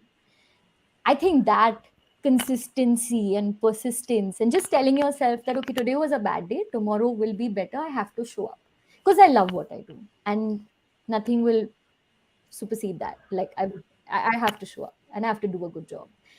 I mean, that's what I think. That's really beautiful. Thank you for sharing. Commitment to your craft. I think that is what helps you stay the path, because like you rightly said, our industry is so volatile. There are good days and there are bad months. Months, exactly. And for no fault of yours. For no fault of yours. And I know people get scared and they call and ask stars to voiceover ke liye gayi thi kya पिछले हफ्ते में कोई job हुआ क्या? I understand, because dude, you've got bills to pay, you've got EMIs, everyone's running their household on this income. But I think that is where us being so old in this industry comes handy. कि boss, ये जो नीचे गया है ना, ये ऊपर भी आएगा. है ना? So stay the path, stay committed to your craft, and the way we value and respect the talent that God has given us, be it being an engineer, be it being an actor, be it a filmmaker, be it a voiceover artist. In the world of advertising, if you are consistent with what you do, like you said, you will get the spotlight. You'll get the time to, like, moment to shine. Like you mentioned a while ago, that whatever's yours will come to you, So it's whatever you're meant to do will happen. So if it's not meant to be, it may not happen. And sometimes we fret about certain things and you just realize you let go. And in this industry, especially because it's not a 9-to-5 job, you can't predict what you're going to achieve the next day. You can't even predict what you're going to achieve a few hours prior. You know what I mean? Like, we could get a call 1 hour prior saying, hey, can you reach the studios? That's how it works for us. It's all last minute. So you can't go with a plan, but at the same time, I think the plan is to just stay true to yourself and your core and just be committed. Thank you for sharing that perspective. Farzan, I have a question for you. Have you ever been rejected for a job, or has it ever happened कि voice bounce हो गया नहीं चाहिए? ऐसा कभी हुआ है? Even if that has happened, I don't know. So they might have recorded it and then gone like, नहीं पसंद नहीं आ रहा है, किसी और को बुलाओ. Okay, I'll tell you why I'm asking you this question, because see, I know Sneha and मेरे साथ हो चुका है a million times. Okay, होता हुआ था. And the reason why I'm asking this question is because the perspective of how you look at when it happens is what keeps you on your path. Right? कि जब वो rejection हो जाता है, या ये भी हो चुका है कि हम mic पे गए and then suddenly director says, ये character को ना, this voice is not suiting this character. Can we get somebody else instead? Yeah. So it's never about you. It's about the requirements at that point in time. That's why I asked you this question. If it does happen, or if it has happened, how I can share two perspectives. One is, when I was a child, I remember this incident very clearly. I was in a dubbing studio and it was some kind of chewing gum or something like that. That was the ad. I was very young. And I had to voice a cartoon character, which was a live version of the chewing gum, with hands, legs, dancing, something like that. And they had a picture of that chewing gum character, like someone had drawn an image or something like that, for us, as in for me as a voiceover artist, as a reference, saying you have to voice this character. I remember very clearly not being able to do a good job. They were not satisfied. I tried various versions of various modulations. but it was just not coming. I remember they saying, Parzan, what do you think this little caricature would sound like? But I don't think I got that job, to be honest. I must have said a few lines, but it didn't work out. I remember that. I don't know how I felt. This was a very, very long time ago. I'm sure I felt a little dejected about it. But there's nothing much you can do, according to me. There's not really much more that you can do if you've modulated your voice to your maximum. What else are you going to do?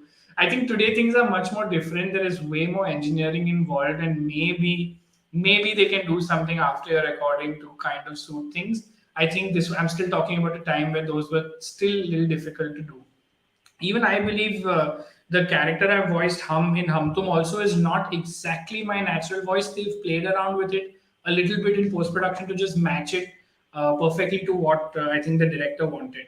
The second perspective I can give is this has definitely happened to me as an ad film producer, where we have got the samples approved. We try not to let this happen as much as possible because it's not right to the voiceover artist, it's not right to us, it's not right to the client either. But we've sent the samples, we've got it approved, and after the person has done one or two recordings, sent it to us, we've slapped it on and sent it ahead. They've said, oh, the voice is not working for some reason.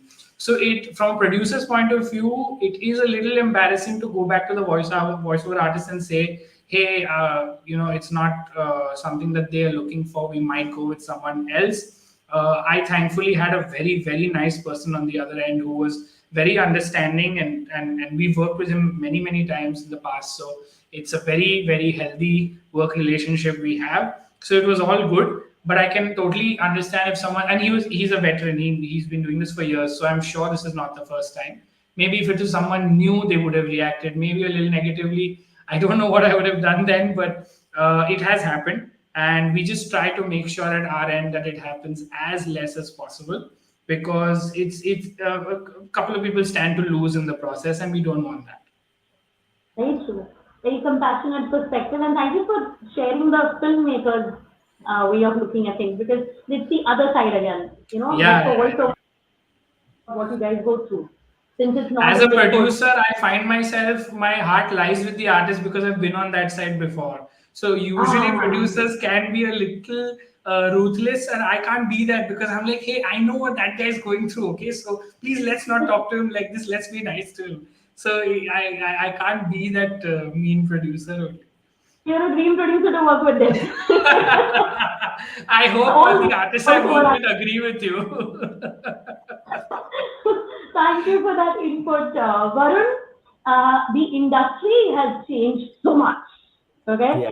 ever since you came into this line of work and you started off, you were assisting as a sound engineer and you were learning the ropes and you became a master of your skills, your area of work. Now you are the master of a domain. So you've risen through your dedication, your commitment, and alongside you have watched the industry change shape and form. So what's your outlook on how it used to be before and how it stands today? Would you be able to identify some pluses and some minuses that are glaring, like that are staring us in our faces?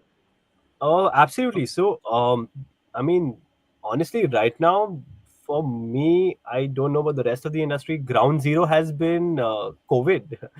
Everything that we learned last 10 years, 12 years prior, you know, you learn so much from your seniors, your mentors, your senior engineers. You just see the way they work. You pick up on their nuances, the way they do things, the way they don't do certain things, more importantly. And you learn, you try to grow by learning from them. Uh, but you have to keep learning. The day you stop learning is the day you get left behind, and that's precisely what COVID has taught us. We started the studio in Feb 2020, and there was a point where we had been in operations for a month and we had been shut for 2.5 months. We had to literally pivot overnight and sort of change the way we ran things. We had to switch up from the traditional model of people booking the studio, and now everything was remote. We had to move to softwares such as Source Connect and Stream.io, and we had to sort of elevate the studio that had just been built and sort of tech it up, to be able to cater to remote sessions. We've done sessions in COVID with clients in Austria and Europe, Australia. Uh, we did a session with, a really big company similar to Spotify in Paris via LA. And the only way that was possible was to sort of pivot the way we operated as a traditional recording studio. We had to reach out and look at new ways to operate. And that's one thing that COVID has taught us, that you have to keep evolving, you have to keep learning. Who knows what the landscape is going to be 10 years from now? Who knows what the shape of the industry is going to be? Today, I know, for example, if you look at Sneha, I know that she can give a professional sounding voiceover from her house, from her room. Honestly, I wouldn't have to like correct much with some of the recordings, most of the recordings that she would send me. Uh, and that's where things have pivoted, that's where things have shifted. So then as a studio, how do you evolve from that? So that's one thing that we have learned. My one advice to anybody, any newcomer, would be that just keep learning, don't ever stop learning. And it could be anything, it doesn't have to be like specifics or technicalities of your craft, it could just be a generalization. Just try and keep evolving in whatever field or whatever role, whether it's as a voiceover. Just because you're doing voice for ads, don't just like put all your eggs into that basket. Explore audiobooks, explore film voices. Do a couple of jobs for free, maybe, to like try and branch out your revenue streams. Don't try and only stick to doing radio spots or only doing one line of audio voiceover work. And I guess my one bit would be just keep like evolving yourself and the way you look at different things. I couldn't agree more. Without growth, there is no life. I mean, growth is life, right? If you're learning, you're evolving. And also with an industry like ours, which is so tremendously dynamic, everything that, like you said, pre-COVID and post-COVID, COVID was like a blessing in disguise for us all. We hit really hard times, but then, like you said, pivot. Okay, keyword. We had to pivot, and all those who pivoted at that point in time have not just stayed; they've actually done so much better than they did earlier. So I think that's like perfectly put. Thank you for that input, for that way of explaining. And I think it's important, extremely important for people to remember. It doesn't matter if you're 30 years old in this industry. It doesn't matter. I mean, if we never arrive, we're never done. We're always, we're always being tested, right? Like, even for you, having such a high tech, great setup, you still have to push, like you said, new software. We had to branch out and we had to open our mind, and that's so beautiful. Thank you, Varun, for sharing that. Sneha, what would you say? How you've seen the industry, and you see like a wider, in terms of time, like a wider range of decades. So what would you say? Maybe identify a plus and a minus if you can. I think things have evolved really fast. And I actually resonate so much with Varun, because I feel like the way at which things are moving with digitization and I think the people who have adapted through COVID, for example, are the guys who are afloat. So, and I think mostly our industry has been excellent at adapting. Like, most people have figured how to function remotely. Most people are sort of well versed with it. We were all put in a situation overnight, and we all had to take charge, right? So it was all beautiful. So if you ask me, from the yesteryears to now, I just think the fact that things are digital now, everything is quicker, jobs are all much faster, the kind of decision making is faster, versus earlier you would get to know well in advance about a job. We didn't have mobile phones in the early 2000s, it had just started. So we would always leave the house knowing what job we were going for in the day, because as school kids, my mother would come and pick us up from the school, with me and Shravan. So we would have to know before leaving the house what we are doing. Now it is 5 minutes prior, your whole schedule can change. So I think just times are moving really quickly, and for us to just be on our toes and watch out and learn as much as we can, grasp as much as we can. So, and also that I think you come with the acceptance that everyone's learning. Even in the studio, in a session, the director could be younger than you, the sound engineer could be extremely senior but much younger than you. So it's just, you're all collaborating, it's a team effort. It's, yeah, I mean, yeah, that's what I think has changed Lovely. since then. Yeah. Yeah, and I like that word that you used. I always believe life is not a competition, it's a collaboration. And the Always, fact that always. I you're mean, all, you know how we function. When we do radio spots, we yeah, have to have the same energies in the room. Otherwise, we won't be able to deliver. exactly. And in It fact, can't I be do my remember, voice versus yours. yeah, exactly. It's never really versus, it's and. It's And I and think the day always. we all understand that it is voice and engineer, voice and producer, voice and filmmaker, the day we wake up to that realization, it will just melt into this beautiful symphony. You know, it's like each Exactly. instrument plays an important role on stage. You cannot minimize the violin or the oboe. You know, we are all collaborating together. And Yeah. if you have great relationships, right? You just spoke about relationships a while ago. Yeah. And Yeah. if Yeah. you have great people skills, you are respecting who you're working with. It's one of the best environments that you can ever be a part of. Yeah, where Super growth healthy. happens. Yeah, exactly. Yeah, super healthy and growth happens organically because you're willing, you're open, you're learning, and it's just Yeah. it's amazing. Thanks Yeah. for There's sharing that. always going to be someone who's going to tell you, hey, maybe you should try this. And it's so nice because you feel like people are looking out for you. It happens to Yes. us all the time. The engineer will suggest. Sometimes, I mean, it happens with Varun and me all the time. It happens with me and you all the time. Where we're like, hey, why don't you try this? Maybe this will work. Or, things like that. And we're always looking out for each other. It's a nice space to be in. It's so healthy Yeah, and and it's so. in fact, like you said, we're watching out for each other. And I remember a couple of weeks ago, my throat was horrible. Okay, I lost my voice completely, and we were at a job together, Sneha and I, and there were two parts, and there was a larger one, there was a smaller one. So I'm like just shoving that larger part onto Sneha. You can. So precision. Yeah, She it's just not. said, "Yeah, babe, I get it. You're sounding terrible." So, and there was no You. it's a blessing, okay? So it's a blessing when you have the respect of the person that you work with. Of course. Yeah. And this is where the environment gets beautiful, and Yeah. that's how we grow together. Yeah. Farzan, what's your take as a filmmaker, a different perspective on how the industry has changed? What's your outlook? You said our industry is dynamic. I'm saying in a technological driven industry where every day there are new softwares, new mics, new something, new computers, new sound cards, new everything, you can't afford to not change with the times. So definitely that's something that is 100% changing. What's changing for sure is that as I relate to the fact what Sneha said about going to dubbing studios from school directly. So knowing that you have to go for one at 4 or 5 in the evening, getting picked up from school, that's happened to me as well.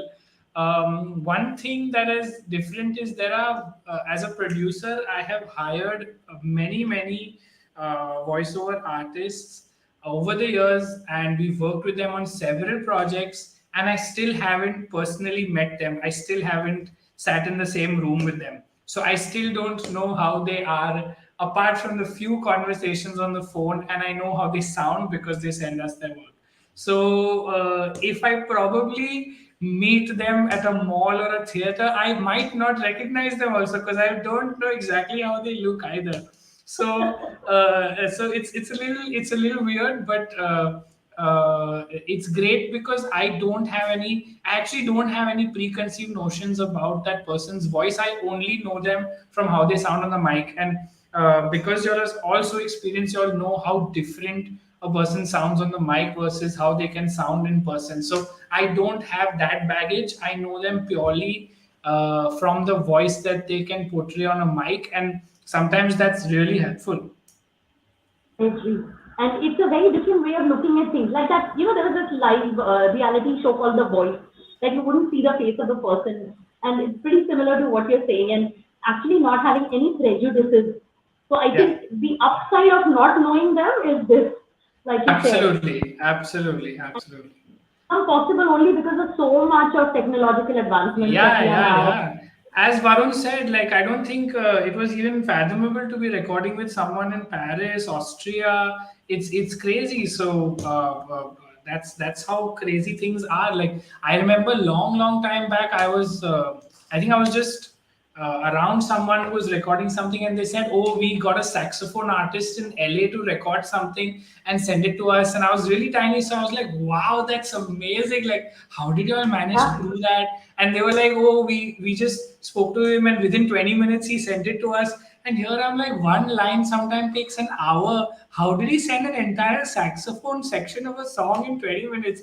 Like, it was really crazy at the time. But things are so different now. You can talk to them live while they're recording, and have them send it to you. So it's crazy. In fact, there's a very tricky question that comes to my mind. I want to pick it up from the point that you just shared, that the saxophone piece gets here in 20 minutes, and sometimes we are harping on one line for 1 hour. Yeah. So, in my personal experience, at the risk of sounding like I'm going to badmouth our industry, but here's just another truth that I want to put out there. Sometimes my experience with clients abroad has been a lot more professional. You know what I'm saying? Like, they'll stick to deadlines, they'll deliver on time, they'll stay on time, and they, you know, and somehow not everybody in our industry has done that. Some guys are like bang on, and there's no need to chase them, and they're so like, okay, this is our contract and we'll stick to it. But do you really think that we are looking at better times when it comes to being more professional with each other? What do you think? Are you asking me? Yes, Pradhan. Oh, I think we are going in a slightly negative direction on that question. I think things are not as professional as they used to be. As Sneha said, things are very last minute, and last minute is just not always good. It's really difficult to deal with last minute. Sometimes when you're a very planned or a meticulous person, that can be very difficult. So I don't think that. I also think when it comes to giving advice to people who are trying this out, I think there are people who now just don't know creatively what they want, and so the feedback can be so ambiguous when they come and say things like, "Yaar, maza nahi aa raha hai." Arey, what does that mean? How am I supposed to take creative feedback from that? What am I supposed to do to that? Even as a producer and even as an artist, what am I supposed to do with that feedback? So it's very difficult to deal with that. I don't think that behavior is professional at all. If you are in the creative field, you need to have some kind of creative opinion when some work has been assigned to you, or you need to give certain feedback to it, and you need to have that ability to give constructive feedback. So my advice to people who are starting out is, try and surround yourself with those people who give you that creative feedback if you want to improve on what you do, and let go of those people who say things like maza nahi aa raha hai, because that's not helping you. That's just a way of putting you down without actually helping you. So it's not worth being around such people. Sneha's face tells me that she knows exactly what I'm talking about. I'm just thinking, I wish we could pick and choose the people we get to be around. Like, it's like actually, yeah, we can. I mean, see, I've stopped working with producers whose opening line is budget thoda kam hai. No, of course, that you see that we can pick and choose, because that discussion happens well in advance. I mean, at least before our session, right? How much money they have, what our fee is, all of that. But this creativity thing where people are marinating in the studio in their own gyan, and then you're like, but what is it that you want? Because if they are able to communicate, mostly artists, fairly seasoned artists can deliver. It'll take some time here and there, but you can gauge what they want, and then you can deliver plus minus yama. But they themselves don't know what they want, and that's very tricky. Because and sometimes you will never like that take, and they'll go pick that take only or that tone, and you're like, okay, are you serious? But this girl looks so young, why are you getting me to dub a very old? And they're like, no, this works. And you're like, okay, but sometimes you just have to let them, because it's their film, it's their money. You suggest, but if they want it to sound a particular way, then you're like, okay. But it's tricky. So you can't choose, you know. Yeah. It's good that we're having a laugh about this, because honestly, when we have to chase other people to be professional, it does get on your nerves. Yeah, it does. But I think the way we function, and I think Varun comes from the same school of thought, that we are as professional as we are with people abroad as well. तो वो client Austria से हो, Paris से हो या Delhi से हो, we'll still be the same level of professional, right, Varun? Yeah, I don't think it's fair to generalize in that situation, because I have clients here who've paid me the day I've sent the invoice. And I'm like, man, I literally just sent the invoice today and you already paid. Thanks so much. But you could have taken some time. It's cool. And I have some clients who, Share a after list of these clients with everybody. and then on the other hand, I have clients after 8 months also, they're not answering calls, they're not responding to emails. And so the thing is, you work with somebody the first time, at least the way I go about it, is the first time that I work with someone, I work on blind trust. And if that trust is decimated, or if it doesn't work out the first time, I know the second time I need to take payment in advance, or I know I need to take payment immediately after the session, at the very least hold on to material. um, I don't think it's as easy for newcomers. uh, I have tons of today. I have a studio and I'm in a position where I can hold on to material, or I can say no to certain clients that I don't want to work with because of their poor ethics. But on the other hand, when I was starting off and I had just started charging, I had moved from an assistant to an engineer. Uh, and in that period, you want to try and do as much work as you can. So even though you know that the client is not that great of a paymaster, you still want to do work. You want to get more work out there. You want to get yourself out there. You want to start networking yourself. So I don't think it's that easy for a fresher or a newcomer to say no to work like that. They know they may or may not get paid. And after a point, they're like, huh, they'll actually end up settling for an amount, that they were probably due for like 10,000. They'll like, okay, fine. After 5 months, he's giving me 5,000 at least. Let's get it done. At least I've got something for my reel. Um, I think that's not right from, obviously, it's obviously not right from the producer's part or from the production house's part. Um, but as a fresher, they get stuck with it. So to generalize from that point of view, we take on production jobs, and I try to make it a point that before we've even received money from the client, the people we've worked with, the artists we've worked with, they are paid as soon as their job is done. And that's only fair. I am hiring them on a session basis. They're a session artist. The worst thing the client can tell me or a production house can tell me is, अरे अपने client ने हमको पैसा नहीं दिया है तो हम लोग नहीं दे सकते अभी. I'm not in a profit sharing with you. I'm not in a revenue share model with you. You hired me for a session. That is something that a lot of producers, production houses, I don't think understand. That is something that I have never faced working with a foreign production or somebody abroad. Um, but again, it's not fair to generalize. I know these problems exist abroad as well. Maybe we haven't worked as much or with as many people, but I think it's just, if you have to tell freshers, work once, trust blindly. And the old saying, like, once bitten twice shy. It's as simple as that. Yeah. You can choose. The first time somebody makes a fool of you, it's on them. The second time they make a fool of you, it's so you can't uh, you can choose the second time. Yeah, And absolutely. that's the way I'd approach it. Thank Trust you, blind. guys. Thank you so much for being honest about this. Because see, the intention of asking you such a tricky question, it's not about highlighting the negative parts of our industry, as we all know there are negatives and positives in everything. But it is simply to bring to light कि भाई तुम हमारी industry में कदम रखोगे ना, ठीक चमड़ी लेके आना. This is You know, what, this. yeah. You have to. This is, see. If there's no point, like, mollycoddling or putting a blanket over this stuff. Yeah, It's fact. This is what happens, right? Like, yeah, as Plantain said, this is how he was a little diplomatic and tactful in the way he said this. Now, I'm not here to name names. Nobody's here to do that. But if a fresher's coming into the industry, they should know what they're getting into, right? You should know exactly. exactly, like you said. They need to have thick skin. You can't get emotionally distressed because somebody's not paid you on your first job, right? You need to know that people will say they're going to pay in 2 months, and they're going to 6 months later they're like, "Arey bill nahi bheja." Then you send Yeah, the bill, they're like, "Check ready hai, aake leke jao." Then my guy's gone to check, "Arey check ready hai, lekin sign nahi kiya hai." Like, you need to know these are things that are going to happen. Like, literally, we've gone through that over 10 years. Like, we could write a book. I think between the four of us, we could easily write a book on quotes.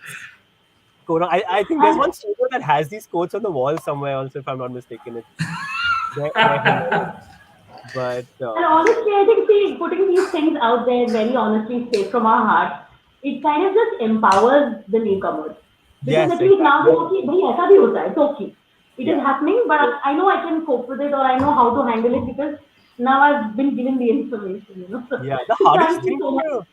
for the hardest thing for a Sorry? newcomer is always to say no.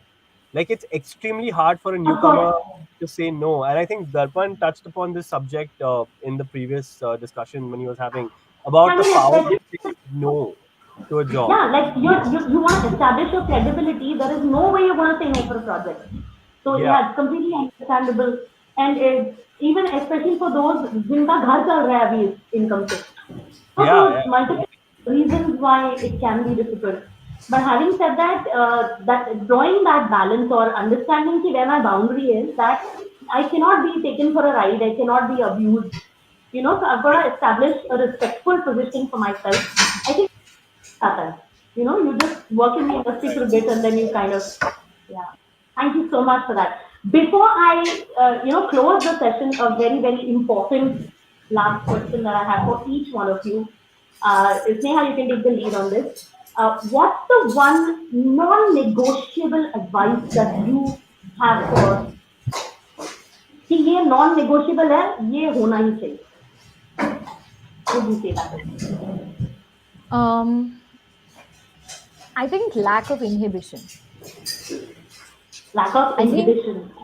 yeah, I think that this is sort of reiterating what I said right at the beginning, but I feel like you just go. I remember one of the very senior artists had told me we were doing a job together. I think it was a radio spot or something. Sonia was telling me. I was standing like this with my hands behind, just long back. Okay. And she said, leave your hands down, put your hands down, loosen up. Because that's where your body language, I mean, we're voice artists, but we're also voice actors.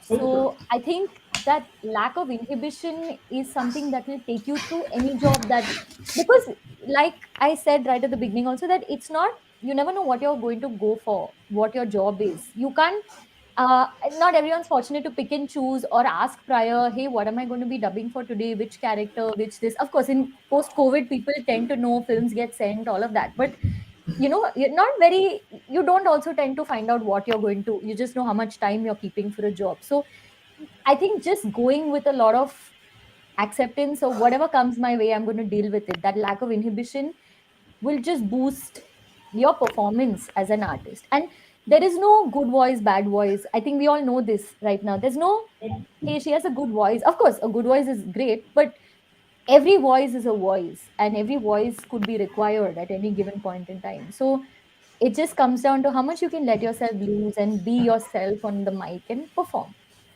as a voice actor. I don't know. Absolutely. I think Yeah, that's really beautiful because when you're on the mic, you're not you, right? You're not Sneha. yeah, You're the yeah, character you're playing. And the yeah. more you get into that character, the more the character becomes whoever that personality is. Sneha doesn't exist anymore. And I think that is what makes you a brilliant artist. You know, so thank you for sharing that. That was really, really powerful. Pradhan, what's your perspective on this? What's your non-negotiable piece of advice? I agree with Sneha. I feel that people need to realize there's no such thing as a good and a bad voice. I'm going to give you this answer from a producer's point of view. It's about which voice matches which project or matches which part of that project, and that's exactly why we choose people the way we do. There's no good voice and bad voice, honestly. A small bit of advice to newcomers who I feel they just don't understand this section, is that show in your reel when you send it to us, show us the range that you can do, and understand that even in an ad, oh, I've done 2 3 ads, I'll send you the links to them, and they're all say pack shot videos or something like that. So show me that you can also do dialogues, you can also dub for some of the characters in the ad. Show me that you can also do a cartoon character, and it's so easy to do that nowadays. One bit of advice I think at least an upcoming voiceover artist should know is learn how to figure out the simplest of audio editing softwares, so that all these things you can kind of just do at home, record a piece at home, send it. if your sample isn't the best, then I know that you're not dedicated to what you're doing, because it's so easy to make a sample today with a lot of music options online, videos online. You just have to record a small bit, put it together, and send it out. So show me that range so that I can go like, this guy's dedicated, not experienced. That's absolutely fine. Sometimes I know there are directors I work with who have the confidence that I'll get it out from this artist, bring him. But that person should show it in that reel that, I can do this, I can do this slightly, I can show the modulation, stuff like that. So I think that's really, really important. Such a brilliant point that you highlighted. You said, and I love these words, if your sample is not good enough, I can see you're not committed. I think this is a very critical point, because that is evidence of to what extent you're willing to go.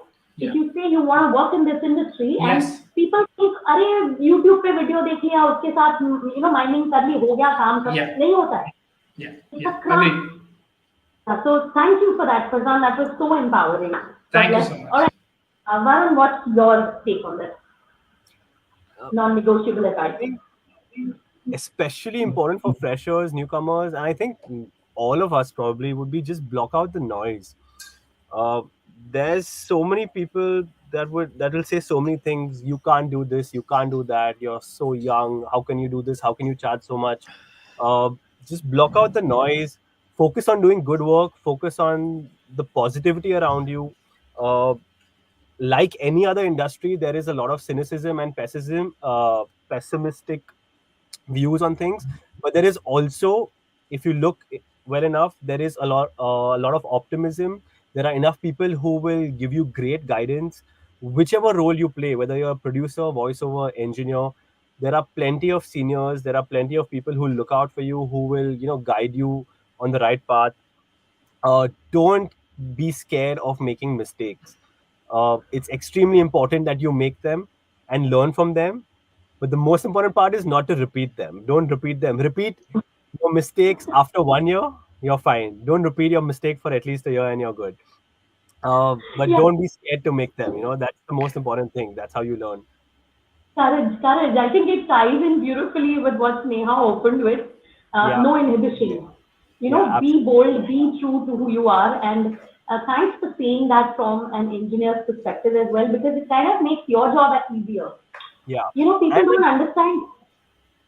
Oh, please yeah, go ahead. Go ahead. sorry to cut in, but one more really important thing I feel is that, again, no matter what role you're playing, always try to help your peers. Don't try to put them down. If they've made a mistake, tell them that, hey, it's cool, you made a mistake, maybe do it like this next time. If they've done a good job, tell them they've done a good job. There's enough work to go around for everybody. It's not you have to work and he instead of him. It's you have to work with him. There's enough work for everybody. It doesn't have to be you or them or you. It should be healthy competition. It shouldn't be like competition where you're literally cutting each other's throats off, where you're undercutting with the producer, just by bad mouthing or whatever stuff like that happens. Especially stuff like this for a fresher can be really depressing. It can build anxiety. You will see other people on social media, posting stuff that, oh, we're doing this, and people will comment on a job you've done saying that, oh, it's rubbish, oh, it's this, oh, it's that. Going back to that, filter out the noise. But when it comes to yourself, try and help others as much as possible. Don't try and put them down. Don't try and get to a level where things get conflicting, where you create conflict. It's like India Voice Fest is about building a community, so I try to reciprocate that in as an engineer, whether it's with an engineers community or with my own assistants.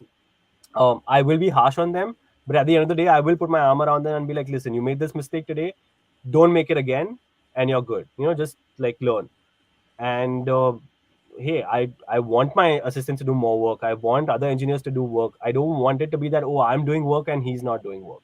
So I think that's one thing that maybe everybody can do a little bit more, is just help your peers, and this industry can go a long way, actually. Yeah, absolutely. Let's not get the perspective of competition. Let's get the spirit of collaboration. What a heartwarming statement to close today's session on. Varun, thank you so much for that. I've had an absolutely joyous time with the three of you. It's been a privilege and enlightening to me. Guys, thank you so very much. Darpan Thank is you. one producer who always stays on time. I have to say that. Sorry, I am sorry.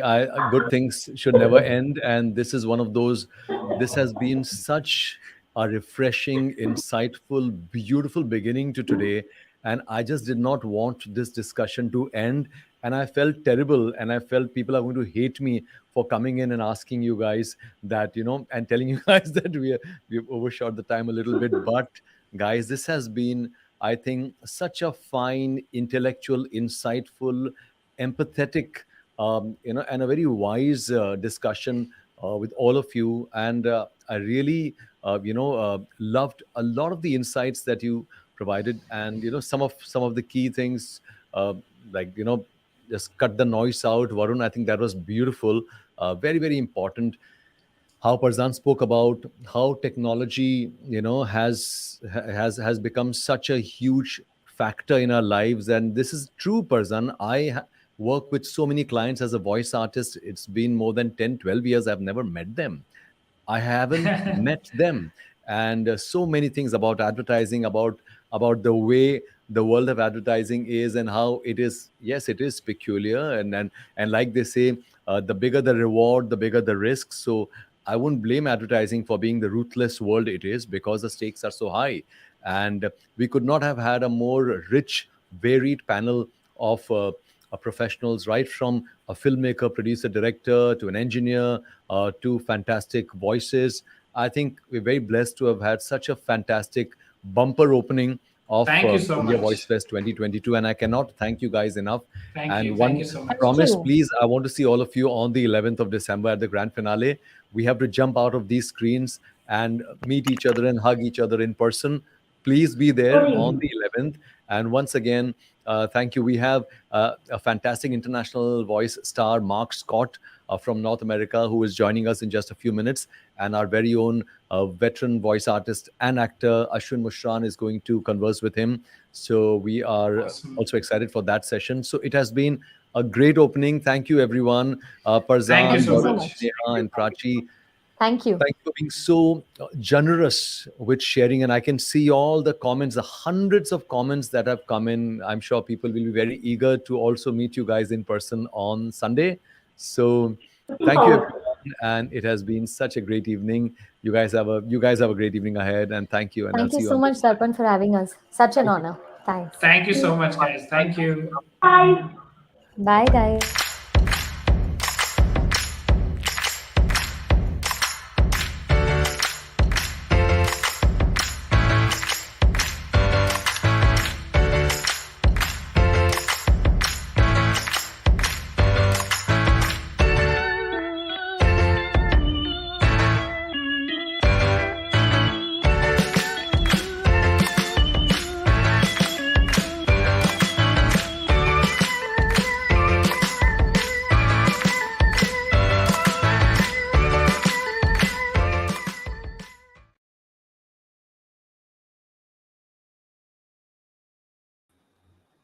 Hello everyone and welcome once again. Welcome back to India Voice Fest 2022. आवाजें फिर मिलेंगी. We have had such a blockbuster opening to this fifth edition of India's biggest voice industry festival. Festival है, त्योहार है. त्योहारों में क्या होता है? त्योहारों में लोग आपके घर पे तोहफे लेकर आते हैं. और इंडिया वॉइस फेस्ट की जब भी शुरुआत होती है, we are so blessed every year when we begin India Voice Fest last couple of years online. Some loved one comes to the studio with a fantastic cake or sweets, and we just devour it. We enjoy it so much. Today, we have a very special friend, Taruna Shroff, a budding voice artist, also a very dear friend. She's coming today. She's also a baker, by the way, and she's coming with the most fantastic cake ever in the whole wide world. And I've requested her to stay back. Taruna, please come into the frame. Thank you. Ladies and gentlemen, boys and girls, meet Taruna. Taruna, get your face a little inside. That's Taruna. And this is the absolute splendid cake celebrating 5 years of India Voice Fest. In fact, this cake is so special. It features the logos of India Voice Fest over the years, from 2018, 19, 20, 21, and 22. And you know the best part? We are not going to share it. We are not going to share it with anyone. हम लोग खा जाएंगे इसको. And it's absolutely beautiful. And Taruna, I can't thank you enough for this. And yeah, please check out our Instagram stories. You will see the cake there and you can feel more jealous. Thank you. Thank you, Taruna. Thank you for joining us. Thank you. Bye-bye. How wonderful. Taruna is a splendid baker. She's a fantastic budding voice artist. And she loves Sugar Mediaz and India Voice Fest and Sugar Mediaz loves her. She's part of the family now. So, and there's one more cake that there's one more shout out that I need to give out. In fact, in the evening, we got a beautiful surprise from Manisha and Epsit Godke. Again, people we love and people who love Sugar Mediaz and India Voice Fest, and see what they got for us. They got this splendid, fantastic, beautiful cake with the theme color of India Voice Fest for this year. How beautiful is that? So Manisha and Epsid, thank you. We are going to cut the cake after today's stream and we're going to enjoy it. और अगर आप में से thank you, अगर आप में से कुछ लोग इन केक्स को एंजॉय करना चाहते हैं तो हमें डीएम कीजिए और कल आ जाइए इन केक्स को एंजॉय करने के लिए. So thank you. और अब ज़्यादा वक्त नहीं लेंगे क्योंकि already we are running about 15 minutes late and Mark has been very generous to allow us that time, but I won't take a minute more and we just come back in just 20 seconds with international voice star Mark Scott with us and in conversation with Ashwin Mushran.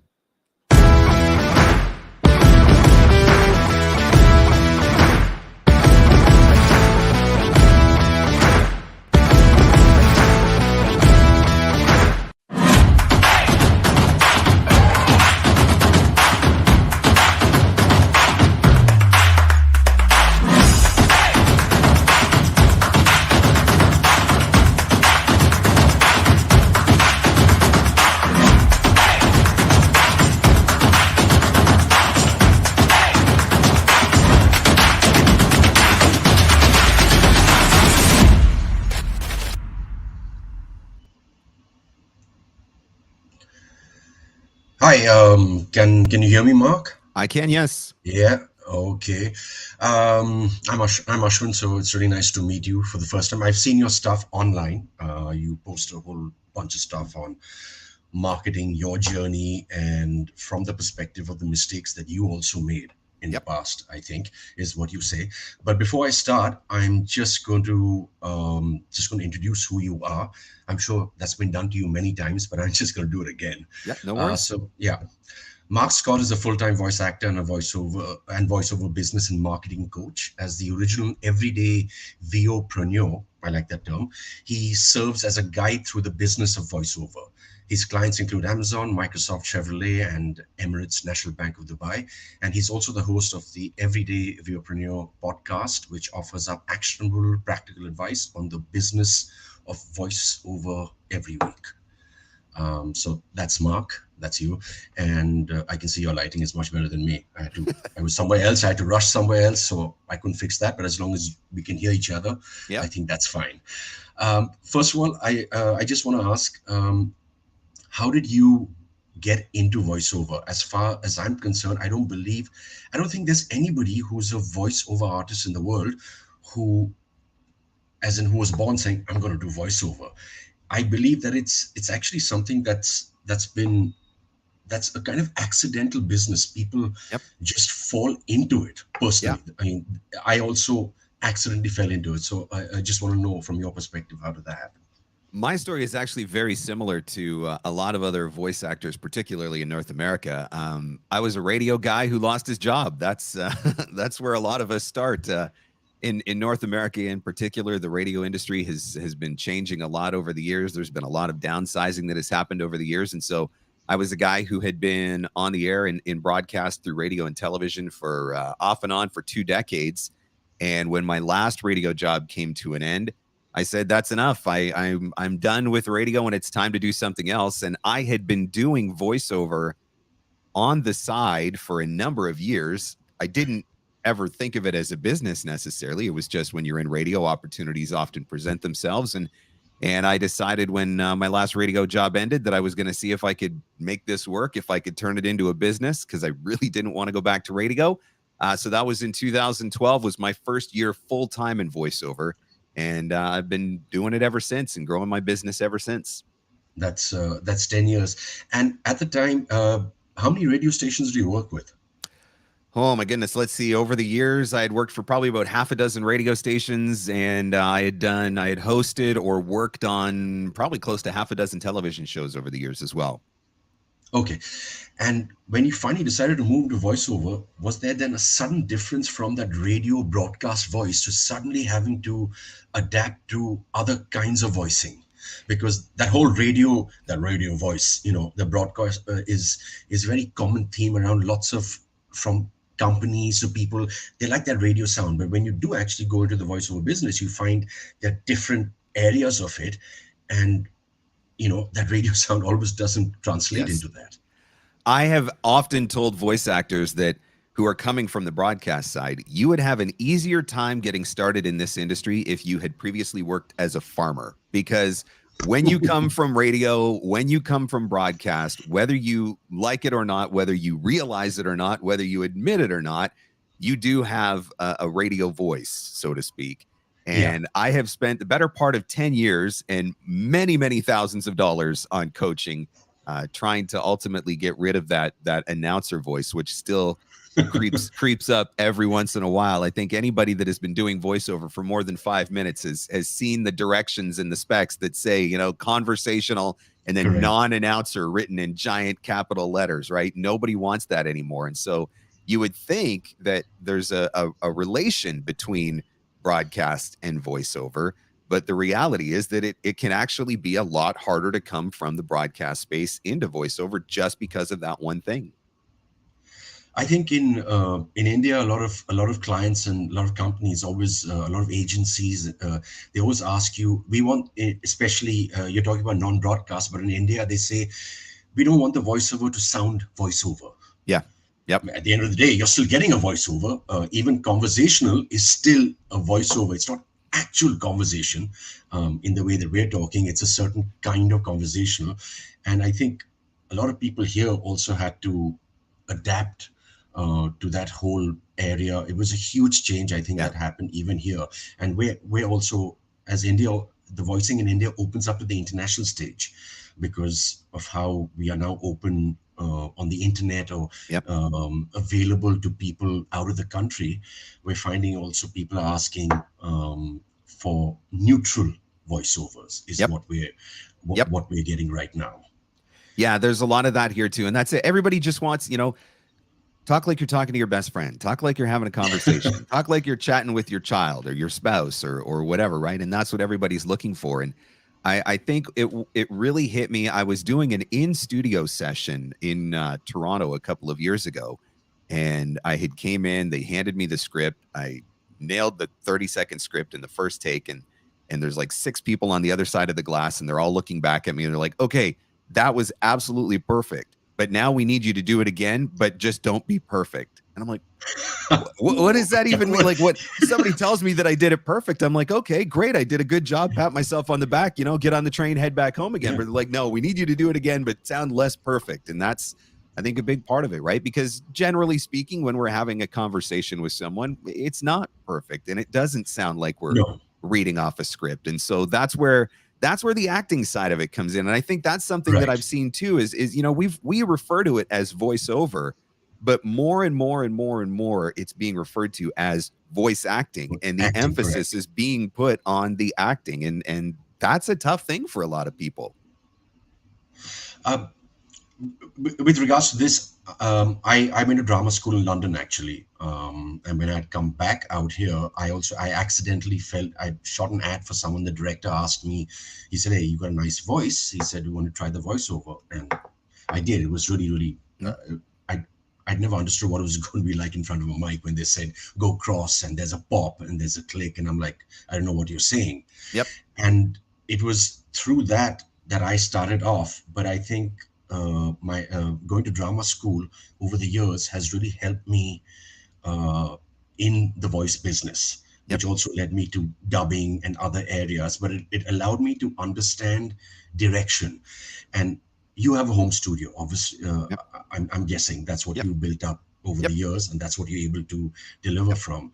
And I guess for many times, I know you have Source Connect, which is a big thing abroad, and people are just learning about it in India now, which is to do live sessions. But you must have also learned to understand and take direction when people just ask for the audio file to be sent. Yeah, self-direction is a huge part of this because, I mean, for me, especially since the pandemic hit in 2020, like I have not been in a studio outside of my home since 2019. And so everything that I'm doing now is at home, and everything for the most part is self-directed. Yeah, every once in a while you get to do those directed sessions, but generally speaking, the audition portion is self-directed. And so you do have to be able to really start to get inside the head of producers and casting directors and be able to interpret, although that is a challenge in and of itself, because I always say, if you ask 100 people to give you their definition of conversational, you're going to get 100 different definitions. And if you ask somebody to give you 100 people to give you a definition of non-announcer, you're going to get 100 different definitions of non-announcer. And so I think the big thing for me was just learning what my signature voice was, and then just giving my best interpretation. And I mean, rule number one of voiceover when it comes to audition is send it and forget it, because otherwise you'll make yourself crazy. I think every one of us, if you've been in the industry long enough, at some point you will have recorded an audition and you will have walked out of the booth and thought, I nailed it. I absolutely nailed it. That is 100% what they're looking. And you've already, in your mind, you've already started figuring out how you're going to spend the money when the check comes. And then 2 months later, you hear the finished product that they hired somebody else for, and it's like a totally different direction from what you thought was exactly what the person was looking for. And that's the problem, right? It's all subjective. And so the best thing you can do is give it your best shot, of authentic to you and to your voice, and then you send it and forget it. So I'll give you some context. It's very different here in India, actually. And I mean, you may be interested, and you can also give your advice or perspective on it. Before the pandemic, it was pretty much all studio work, as in studio. Home studios, I mean, very few people. Darrpan, who's organizing the festival, has had his home studio for a while. I've also recorded in his studio many years ago, and I mean, a couple of times. But and just 2 or 3 other voice artists in India had home studios in a booth or anything that was close to that. And then the pandemic hit, and all those studios shut. I mean, I went from 100 to 0. You know, there were bookings for me. You did big brands. It was great. You know, life was good. And then life wasn't. And I had to suddenly sit down and think of what I could do. And I decided to make myself a space. Didn't know how to get that booth, but I made sure the sound was good. The rest I could take care as long as the sound was good. That was and then I had to learn audio editing because I didn't know audio editing at all. I mean, zero. And it was actually difficult. I had to go back to school, and I'm pretty sure that you must have learned the engineering part of it a while ago. Yeah, so I mean, I had the good fortune of being able to do some of that stuff in my broadcast career and learning how to do some of the basics of that. And so I was in a position where I could do that, but it's still, I mean, there's still voice actors every day that are having to learn, how do I set up my home studio? You know, what equipment do I need? How do I edit? You know, fortunately in North America, we've got some amazing coaches and teachers that create classes that help voice actors learn how to do that stuff. And you know, I've worked with coaches in the past to help me to tweak my setup and make things a little bit better. But I mean, so for me, I've had a home studio since probably the early 2000s, and I was recording television shows. Like I was recording the voiceover for television shows that I hosted from my home studio. And so here it was, you go into major centers, you go into Toronto in Canada, you go into New York or Chicago or LA in the United States, and a lot of voice actors there did not have home studios, and everything was done in a studio. And Right. then when the pandemic hit, you've got agents that are going out and buying microphones and interfaces and sending them to their talent to be able to keep projects going and keep projects happening. And so there has been a shift. And like for me, any of the national based, like Canada wide stuff that I have the opportunity to audition for, most of that comes from an agent in Toronto, which is obviously the big city here in Canada.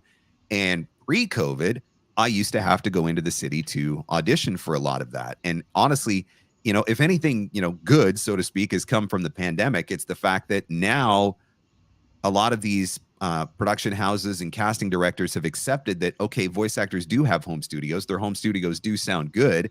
They are able to do this stuff from home. And so it's actually saved me a lot of time now, because all of those auditions that I used to have to go into the city for, and that would take an entire day out of my schedule, now I get to do all of that stuff from home. And it is so much more convenient, but you do have to know what you're doing in order to be able to do that and do it well.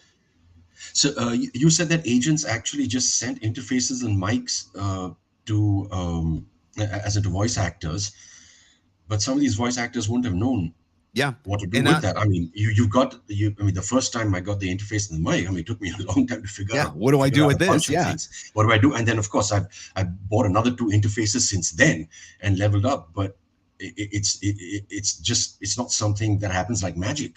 Yeah, and that's the thing, and that's the early stages of 2020. It was chaos for a lot of the industry over here, because of the fact that particularly large national projects and broadcast projects, promo, TV narration, things of that nature that had traditionally happened in the studio, they had to figure out a new way to do it. And so there was a massive learning curve that had to be overcome in a very short period of time in order to keep things moving.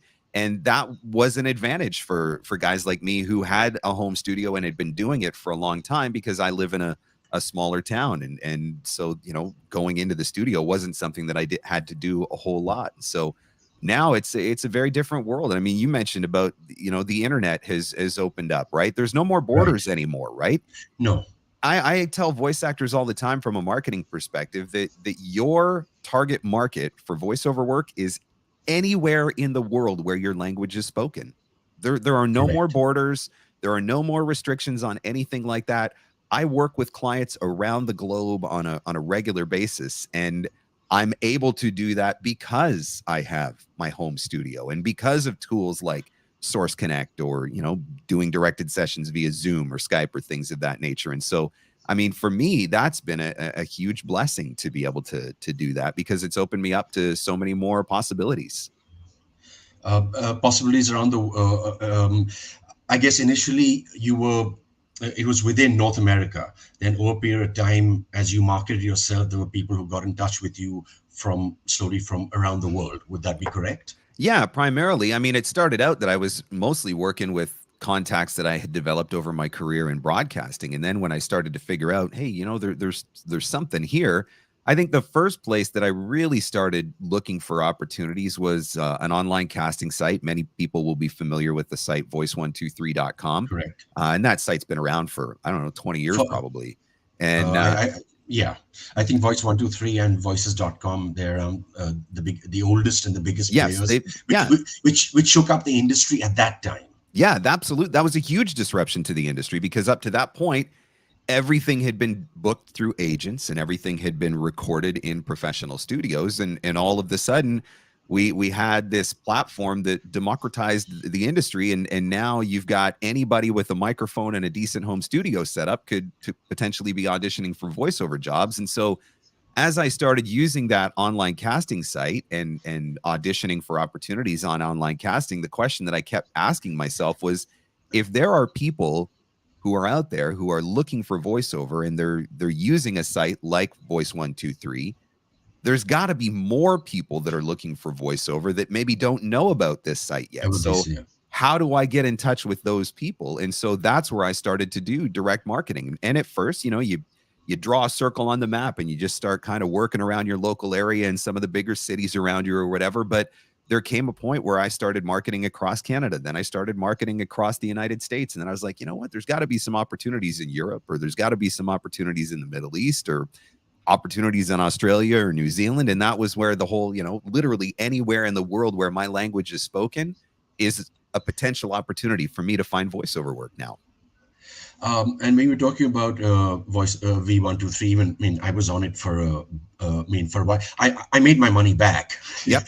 But sometimes looking for a specific, whether it's English with an Indian accent or neutral accent, lots of jobs are still geared toward British and American. Most absolutely. of them towards the American. So I'm really glad that I made my money back. But it's tough work auditioning. Sure is. It's tough. It's tough work auditioning on voices.com on this, but there are a lot of senior voice talent, I would say older voice talent, who are very. You're saying the internet is completely open now, who were very, very anti these sites. Yes. In the same way, you can give me your opinion on this. In the same way as people are anti sites like Fiverr and Upwork right now. Mm-hmm. I don't know what your opinion on it. As far as India goes, for example, someone like me, when I was trying to learn my audio engineering skills, trying to get better, I had set up a Fiverr profile just to understand whether people place orders, they do, and they did. And I also get to set my own rate and also say no to people saying, hey, no, this is not worth it for me. This is worth it for me. Actually, for someone like me, an e-learning job in Fiverr, I get more there than I get for an e-learning job in India. Yep. But I see a lot of negativity to a lot of opposition and I would say a lot of bad mouthing. In India, we don't have agents. We don't have unions per se. So it's kind of a free for all. So everybody does their own thing. Yep. So I never knock down anybody how they find their work. So I just want to know what your perspectives on that are. I think the industry here has gone through several major disruptions, and I think online casting was the first disruption, and we talked about it a minute ago, right? So once upon a time, all the jobs filtered through agents, and all of the jobs were recorded in a professional studio, and that's the way that the industry worked. And at that point in time, most of the work was also probably union-based. And when online casting came along, that was a major disruption to the industry in North America and how the industry worked. All of a sudden, people didn't need to go through an agent or go out and find a casting director. Companies were able to connect with voice buyers and voice artists were able to connect with each other directly. There was no longer a need for a middleman. So that was a big disruption to the industry. And for people who had worked in this industry for a long time and had only ever done voiceover in one way, it was really upsetting for them. I think the home studio was the next big disruption that happened to the industry, where we used to go into the studio to do everything. Now, all of a sudden, we can do it at home. That created a major disruption, but it also created major convenience. Projects are able to get done faster. Projects are able to be done more affordably because you're not paying, $200 or $300 or $400 an hour for a studio, plus hiring an engineer and all of that sort of stuff. So it was a big disruption to the industry. I think the gig economy is another big disruption that's happening to the industry.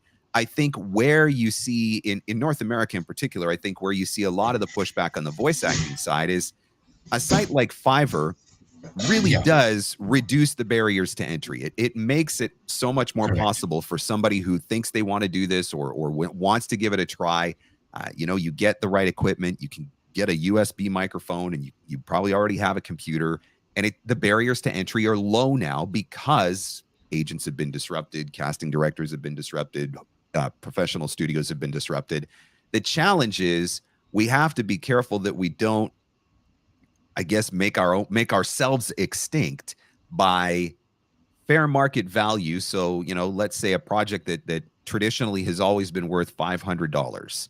And now you've got somebody who's able to set up their home studio and plug in their microphone, and they're able to do that project for $25. That's where you get the pushback. Mostly in North America, that's where you get the pushback, is because we don't want to devalue ourselves and we don't want to devalue our industry. I think it's great that there are so many different ways for voice actors to create opportunities for themselves. If you want to do online casting, do online casting.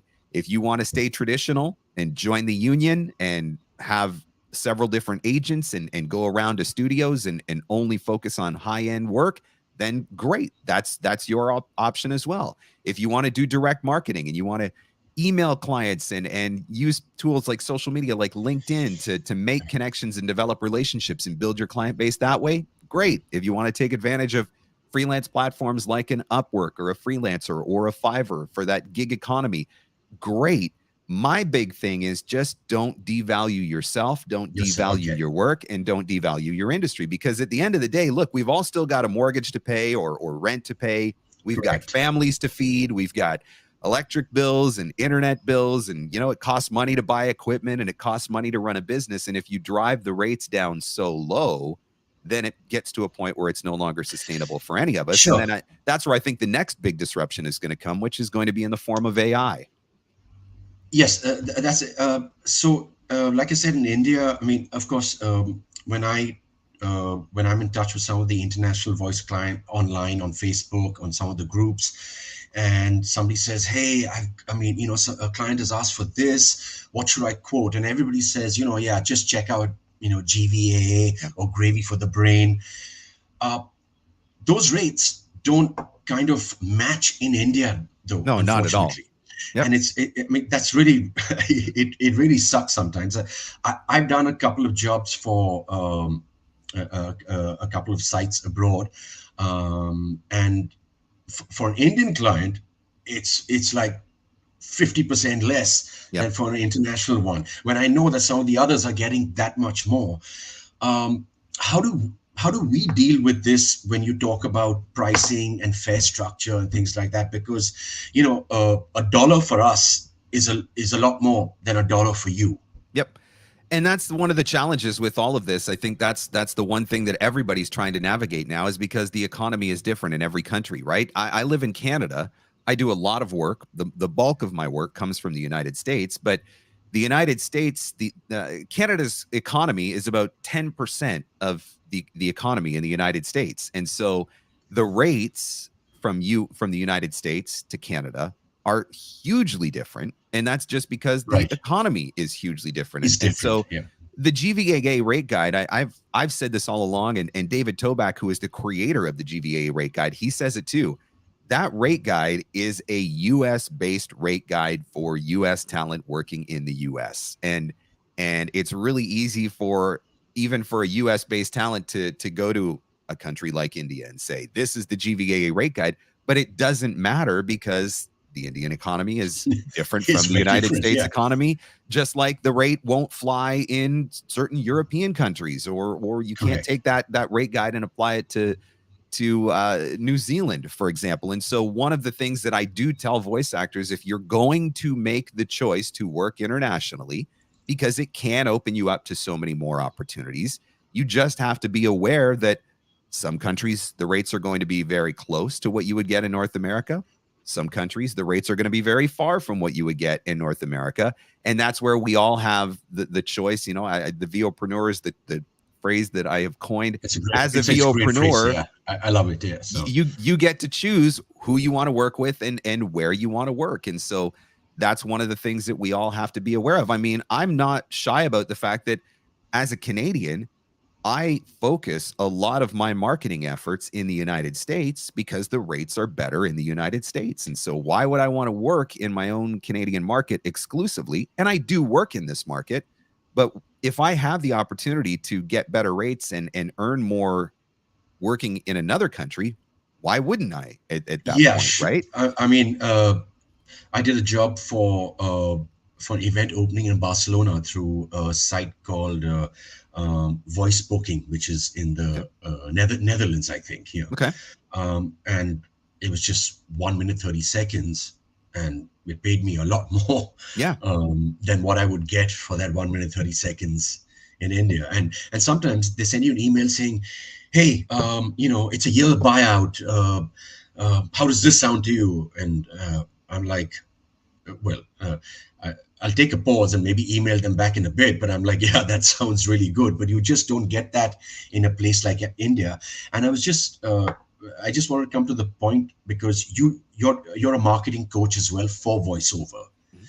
And I've heard a bunch of other marketing coaches, listen to what they say in the United States, because that's a big thing out there. And a lot of them also say, well, it doesn't matter whether you have the best voice in the world. If you don't know how to market yourself, it means jack shit, if I can just say that. Yep. No, that's a pretty fair assessment. Which I'm kind of learning that, and I'm trying to also build myself up, and it's taking time, but I'm realized I may be talented than 100 people out there, but 99 of them may be making more than me because they know how to push their business. Yep. I have said many, many times that I am absolutely not the best voice actor, not even close to being the best voice actor, but I know how to market myself. I know how to get myself in front of people. And the more people that I get in front of, I mean, it's the law of averages, right? The more people that I get in front of, ultimately, I'm going to find people who are going to want to hire me, because a lot of times people aren't looking for the best voice or a particular voice. They're just looking for somebody who can get their project done, maybe who can get it done quickly, maybe who can get it done for the budget, and a lot of places, casting directors don't mind going through a casting call, but Bob's Furniture Store, who needs a commercial to be on, the local TV station, he doesn't want to listen to 300 auditions from other voice actors. He just wants one that's good enough that he can put it on the air. And so if I can connect with enough of those people, I'm going to create opportunities for myself, because it just makes it easier, right? We're removing barriers at that point. So how do you connect with someone like Bob? I mean, you don't have to tell me how you really connect, but how do you start by connecting, Bob, the furniture guy down the street? I think he's literally down the street. So how do you do that? Yeah. I think there's a couple of different ways that you can do marketing, and I think that's one of the beautiful things about marketing is there's no one right way. And so I'm a huge fan of email marketing, and that is just a simple matter of I will go out, I will find email addresses for these individuals, whoever they are. It's Bob, it's the local production company, whatever. I find an email address, I send them an email, I introduce myself, I try to determine whether or not there might be an opportunity for us to collaborate. I'm a big fan of using LinkedIn. I think that LinkedIn is one of the best and most powerful social media tools that are out there, because that is a network of professionals looking to connect with other professionals for professional purposes. And so I have just opened up to the international voice world. I just started posting on LinkedIn just a few months ago. So I'm relatively, but I've actually been opened up to so much more. And I cannot believe the amount of international voice talent that is out there and the things that they have to say, including marketing coaches and people like that. So it's just exactly what you said. Yeah, LinkedIn is an amazing place to get connected. Some of my most lucrative clients that I work with are clients that I've connected with over LinkedIn and just started a conversation, built a relationship. And when the opportunities presented itself, I've been able to do the work. I'm working with one guy, I'm coaching somebody right now who he just really wanted to focus on his own local market, the city that he lives in the United States. And so one of the things that we talked about was literally just going door to door, walking through the front door of some of these stores and introducing himself to a manager or to the store owner or whatever, just having a conversation and then seeing where that develops. Maybe they're creating videos for social media. Maybe they're creating commercials for local radio or local television. And so having that conversation, getting a little bit of face-to-face time, already having the connection just because you're local and you live in the same community, right? And that's the beauty of this. There's so many different ways that you can do it. You can pick up a telephone and you can cold call, you can send an email, you can join your local chamber of commerce and start participating in networking groups with other local entrepreneurs and business owners. You can walk through the front door of their store. Like there's no one right way to do it, which means there's an opportunity for everybody based on your interests, your personality, how you like to work. And that's the beauty of the marketing side of things, I think. And what's the worst that can happen? No, right? And they're already not hiring you, right? They're already not hiring you. Yeah. So you've got nothing to lose. Yeah, it's not a personal rejection, which is the same thing in the acting business for auditioning and all that. I mean, they went with somebody else. It's not because you were bad. They went with somebody else for completely different reasons. Yep. And how important is in this post-pandemic now, especially I know you've had for long, having your own website as a voiceover professional. I mean, I like the term pro voiceover when I speak to people now. When I speak to international, that's what you are. You're a pro voiceover, having your own website. I think having your own website is absolutely essential. I mean, at least in the North American market, what is the very first thing that we do when we want to find out something about someone? We go to Google and we type their name. And whatever comes up on the first page of Google, that is how we form our opinion. That is how we find a business. That is how we source a service. That is how we get a product, whatever. We type it into Google and we click whatever comes up on the first page. And so I think except for something you said, you don't click on the ads. You said that. don't click on the ads. That's right. If you're going to market, don't click on the ads. But I think that's where I do think it's absolutely essential for voice actors to have websites now, because how else is anybody going to know you? How are they going to be able to find out about you? I think you've got to have a place that you can direct people. So with my marketing efforts, whether that's through email marketing or social media, which are the two primary forms of marketing that I use for my business, my end objective is to get them to go to my website and listen to my demos. I feel like if I can get you interested enough that you'll go to my website, I feel confident that my demos can do the selling for me.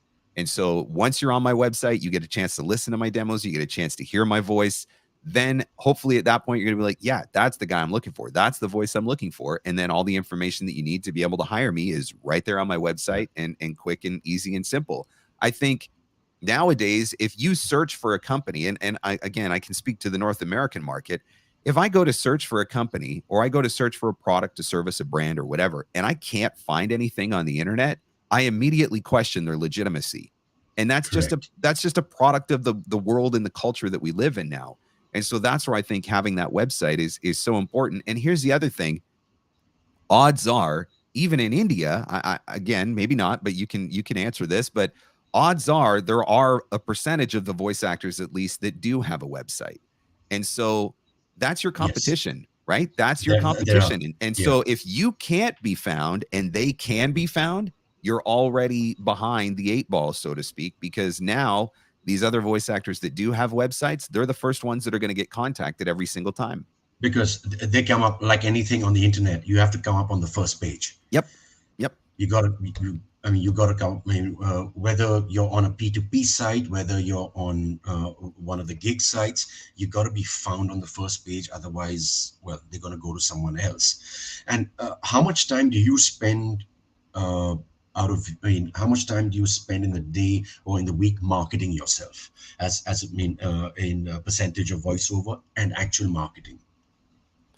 I think the reality is that so much of what we're doing is marketing. And so every time I share something on Instagram, that's a form of marketing. That's a marketing. Every time I share a new post on LinkedIn that's putting me in front of people, that's a form of marketing. Sitting here with you right now, having this conversation and being a part of this amazing conference, this is a form of marketing for me for my coaching service. Every time I send an email, that's a form of marketing. And so I think I'm marketing all throughout my day. Now, it may not be that all throughout my day I'm making new contacts with brand new leads, but by constantly putting myself out there, by building my web presence, by making people aware of me, that is a form of marketing. And I think one of the things that I talk about is, in the beginning, for me, my time was 100% marketing and 0% recording, because I didn't have any jobs. And so I literally, if I was in the office for 8 hours a day, I was contacting new leads. I was doing social media. I was building my presence. I was creating brand awareness. And so it was 100% marketing, 0% recording. And then over time, it becomes 90% marketing and 10% recording. And then eventually it gets to 70% marketing and 30% recording, until it gets to a point where it's like, okay, now I'm doing maybe 30% marketing and 70% recording. And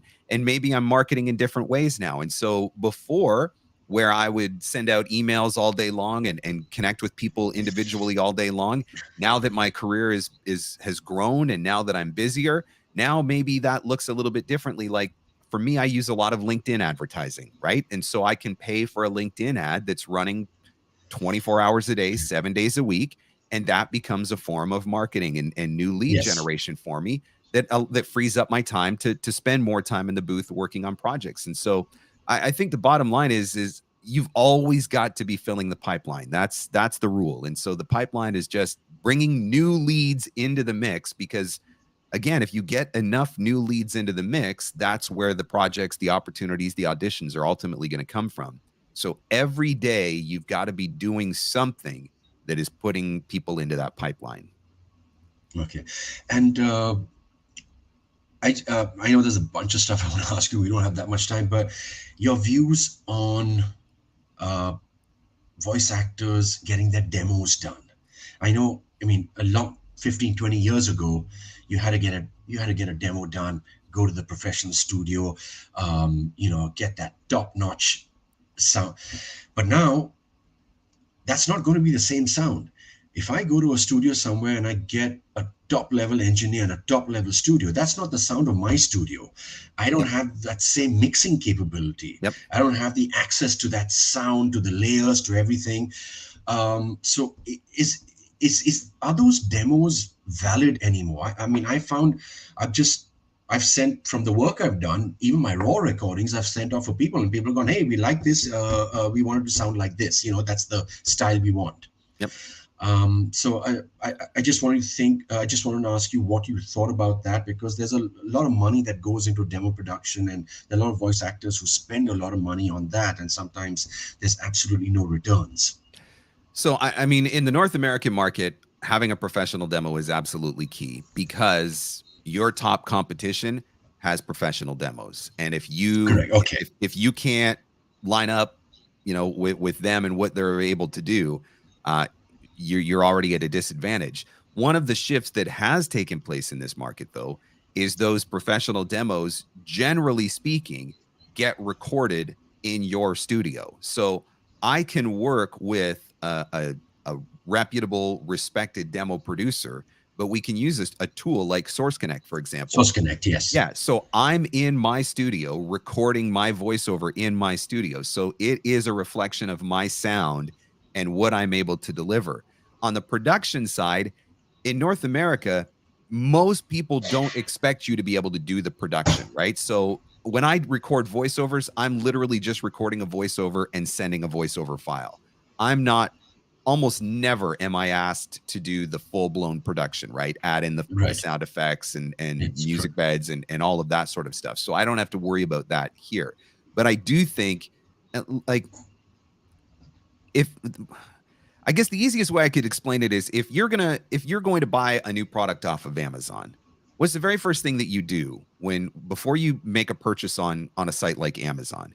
You look at the pictures and you read the reviews, because you want to determine, is this project or is this product legitimate? Are people by and large happy with this project? You need some form of proof, validation, that this thing is what it says it is and that it can do what it says it can do. That's what your demo is, right? If I go on to your website and there are no demos, then I don't know if you can actually do voiceover. So why would I take a chance hiring you? If I go onto your website and you've got demos that have been recorded in a home studio that doesn't sound great and there's no production value to it, that creates an impression for me as a buyer of what you are capable of doing. If I go onto your website and I hear demos that have got top quality production, that have got really clean professional sound, that have been nominated for an award or something like that, that tells me something. That says, oh, this person is obviously legitimate. This person's the real deal, right? And so there's your demos and your website, in my opinion, are your two most important marketing tools. And I think and again, speaking to the North American market, if you invest in good quality demos, that is going to create the return for your investment in your voiceover business, because without them, I don't know that you can book in this market. Right. So I'm kind of blessed, or a little lucky, that what I have as my demos, essentially is actual work. Over the years. I mean, so I've just pulled those films off because they were actual TV ads. They were actual cinema ads. So I put them all together, and that goes as my demo, which is I never personally actually produced a demo for myself, but I use the work that I've done, and if it's actual work that's out there and well produced work, then I pull it out and I use that as my demo. Absolutely. Would that be a fair thing to do as well? Oh, I think there's a lot of voice actors that do that. I think the deciding factor is, and you mentioned it, it's professionally produced, right? Because I've Yes, done yes. I've done voiceovers for projects before where once I've sent my audio file, I've gone online and I found the finished project and I've been like, what did you do to this? Like, because it sounds absolutely Yeah. terrible, right? Somebody who's not an engineer, who's trying to pretend to be an engineer, Yeah. doing terrible things with, because they can play with settings on Adobe Audition or something. And so in that case, it's of no use to me. I would never want to use it. But if you're booking work that's getting top quality production behind it, it's national commercials and all of that sort of stuff, then yeah, absolutely you can use that sort of stuff. Yeah, and put that as samples on your website and whatnot. When I was just fooling around with trying to work out a space, and I had a tiny, and I put cushions everywhere, and I did a BMW ad with an SM58. Yep. With cushions around me. Yep. I didn't do that, but they took that. They said, okay, that's fine. And suddenly that ad was on TV, and I'm like, whoa, Yep. If anybody knew, now they do. But I'm just saying that. So it's amazing what an engineer can do with your voice. One of the things that I love joking about is in voice actors, and again, speaking to the North American market, we love our studios, right? And we spend a crap ton of money on our studios here, right? You go out and you buy a $15,000. You spend $15,000 on a Whisper Room or Studio Bricks. Yep. Bricks. You spend $5,000 on a Neumann U87, right? And before long, you've got $35,000 wrapped up in your home studio. But then you go to a conference on a weekend. You go to VO Atlanta. You go to India Voice Fest. And what do? We put an ironing board on the desk. We throw the bed sheet over it. We tuck some pillows in, and we all post pictures of ourselves recording voiceovers in our hotel rooms. And so I always think I've done that. I've done that many. Yeah. I have a separate setup for traveling, and I've had to deliver stuff while going, and it's been really difficult. But But you do it, and it sounds good enough. I manage it. It's No, and there's something really cool about being able to do that as well. Mm-hmm. There's a guy. I follow on LinkedIn as well. Thomas Imaging, Sandy, is it? I think. He used to be huge radio voice as well. I think he used to be the voice of Fear Factor and all that as well. Okay. Yep. And he posted a post saying that he was traveling and he had to do this, and he did this on his iPhone, and he put out the finished product. Yep. And he said, you know what, it can be done. It can be if you really have to. But that's years of experience coming in to also understand. And that's how to get there. That's so true, but it does just go to show you that we spend all of this money on our studios, and we brag about what equipment we've got and what microphones. My booth is over here. I've got a U87, I've got a 416, I've got a custom built booth that I designed for myself. But I've also recorded stuff, but I have also absolutely. Last week I was away, and I set up the ironing board on the desk in the hotel room, and I recorded in the hotel room. And my client cannot tell the difference between when I'm recording in a hotel in the most crappy and awkward looking setup ever and recording in my beautiful custom home studio. And so that tells you something, doesn't it?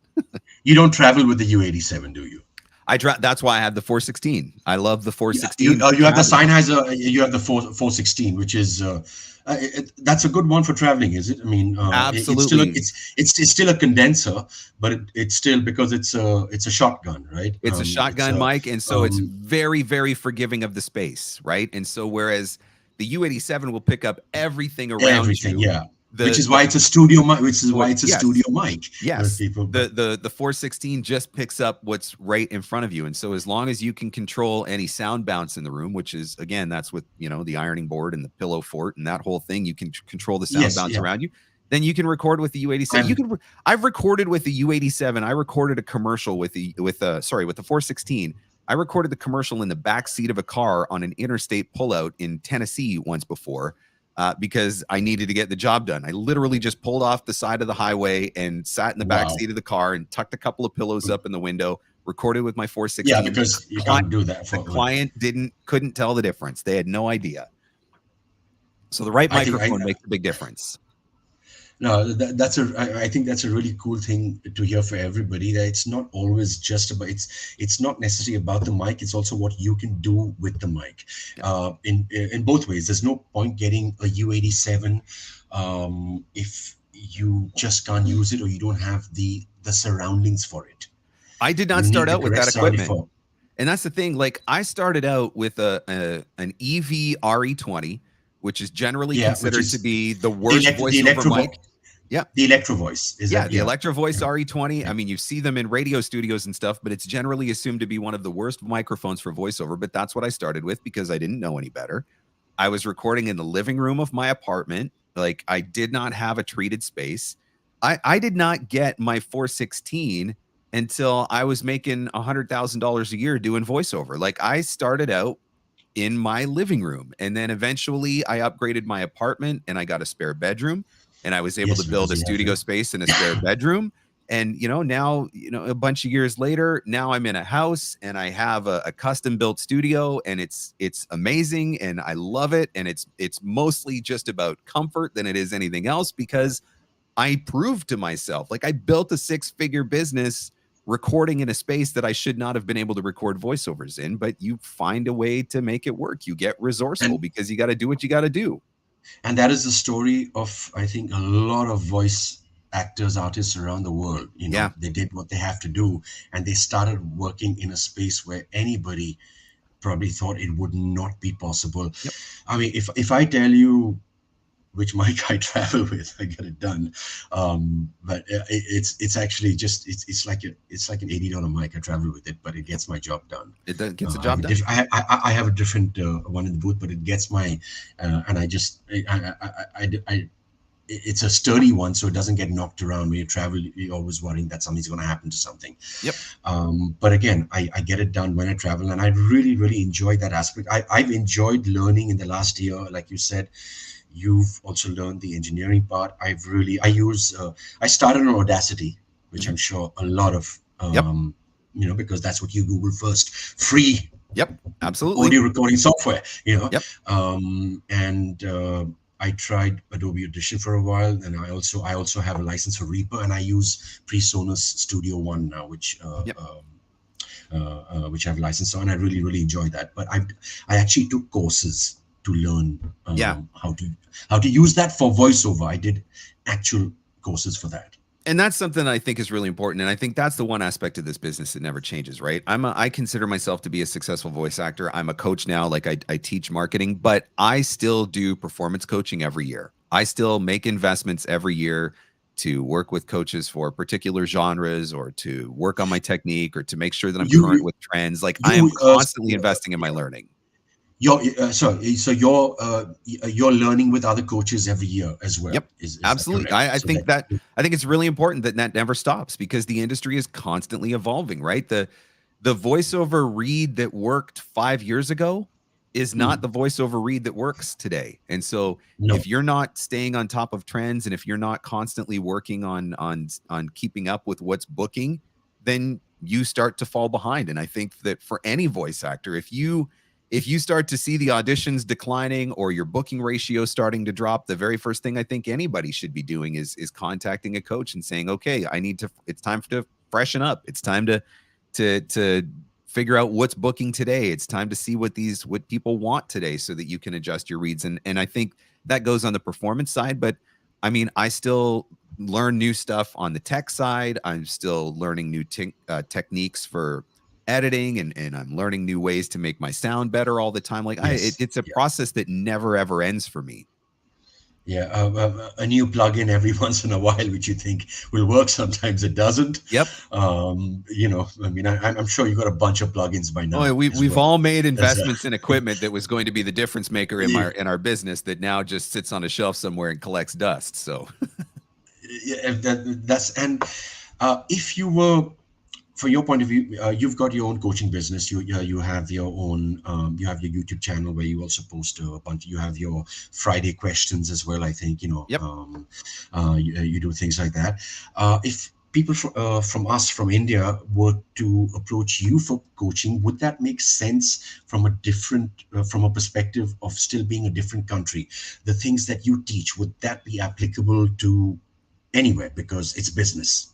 I think the foundational principles of marketing are pretty universal. I think when you understand the foundational principles of marketing, I think that applies no matter where.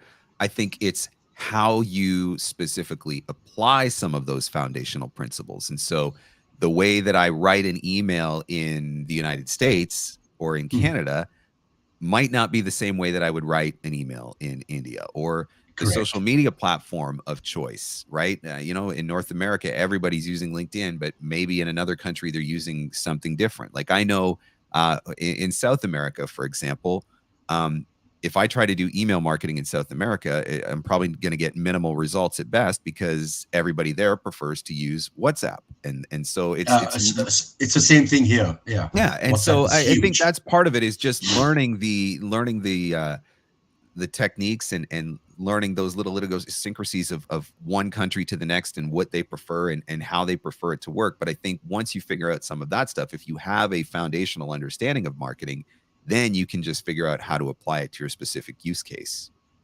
There's one thing you said on one of your YouTube shorts as well, which is one of the most important things for you to grow your voiceover business. Again, something that I'm having to learn as well is accountability. Yeah, absolutely.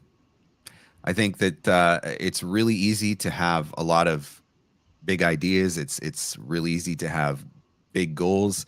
It's really easy to have good intentions. Many of us have the best intentions of all of the things that we're going to do. But if we don't have some sort of a form of accountability to make sure that we actually do those things, more often than not, the things don't get done. And accountability can look like a lot of different things. I mean, I recently went on a weight loss journey. And on that weight loss journey, accountability for me came in the form of a couple of different apps that I was using to track my weight every day and to track my the food that I was eating every day, and holding me accountable to doing the things that I was supposed to be doing. In my voiceover business, I've got groups of people that I work with, and we meet once a month and we outline what our goals are for the month, and then we check in with each other throughout the month to make sure that we're doing the things that we say that we're going to do. I've created accountability for myself in the past by, maybe I'm working on a new class, but I haven't got the new class developed yet. I will go online and I will say, I'm going to be teaching this class on such and such a date at such and such a time, and it's for sale now. And as soon as the first person buys that class, I've now created accountability. I got to get this thing done. I need to make sure that I do what I said I'm going to do so that I can deliver. And so there's all kinds of ways that you can build accountability in. But I do think it's really important. And I think particularly in the voiceover industry, which can be a very lonely and isolating industry, especially now that we don't go to studios all the time, right? We work from home, we record by ourselves, we're in the booth by ourselves, we literally spend all day talking to ourselves. And so having some form of outside accountability, not only just to make sure that you achieve your goals, but also to have people that you can bounce ideas off of, that you can have people who can support you, who can encourage you, that you can support, that you can encourage. I think those things are really, really important.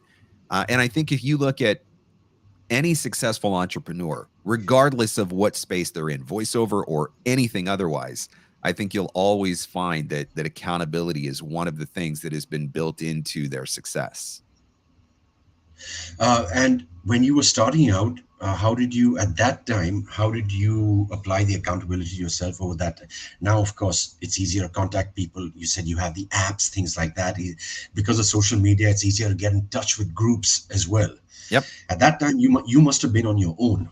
Yeah, in the beginning I was, and I these are lessons that I've learned along the way, and I guess that's the advantage of hindsight, right? I've been doing voiceover full time for 10 years, which doesn't feel like a long time, but at the same time, it has been a long time, and the lessons that I have learned, because I never stop learning. I am constantly reading books, taking classes, and not voiceover books and classes. I'm talking business, marketing, goal setting, productivity, self-help, all of that sort of stuff. I'm just constantly learning and trying to find ways to improve as an individual and as a business owner. And accountability was one of those lessons that I was missing out in the beginning. And so being able to figure that out and being able to find ways to implement that into my business has definitely been a difference maker for me. And even after all the years now, do you still have those days where you just think, man, it doesn't sound when you're recording? I had that like 2-3 days ago where I just couldn't. I was doing a 15-minute recording, I think, and I just couldn't get the first paragraph out. Yep. It was. I mean, it was. I don't know.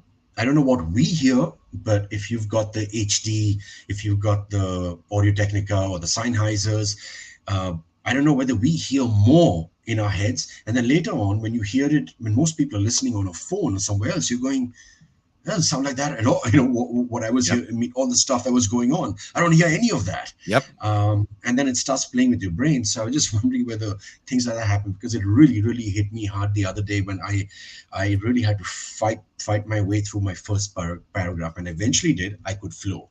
And I mean, in spite of all the years, do you still get days like that? Oh, 100%. I don't think that's something that ever goes away or that ever stops.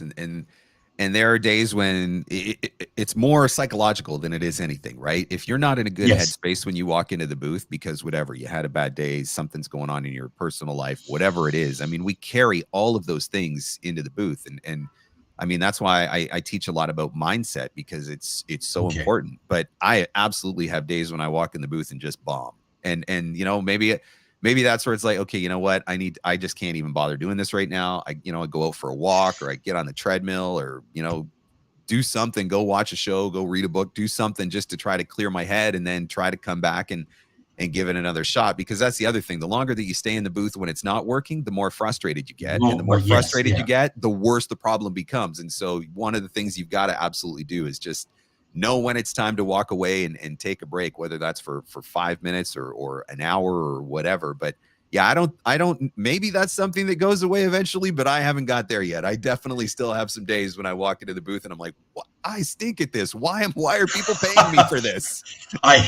It's literally what happened. But on the plus side, because you have your booth, you can actually walk away as well. That's right. Yes. Unfortunately, in the studio days, if you suck then, you suck then. Yeah, it was a bad day. Definitely a different situation. Yeah. That's exactly what I mean. The way I looked at it in the earlier days, when you were having tough days with the clients, you really, really had to adjust that. And it's what I did the other night. I just got up, I just walked around, I just took a breather, and I came back and did that.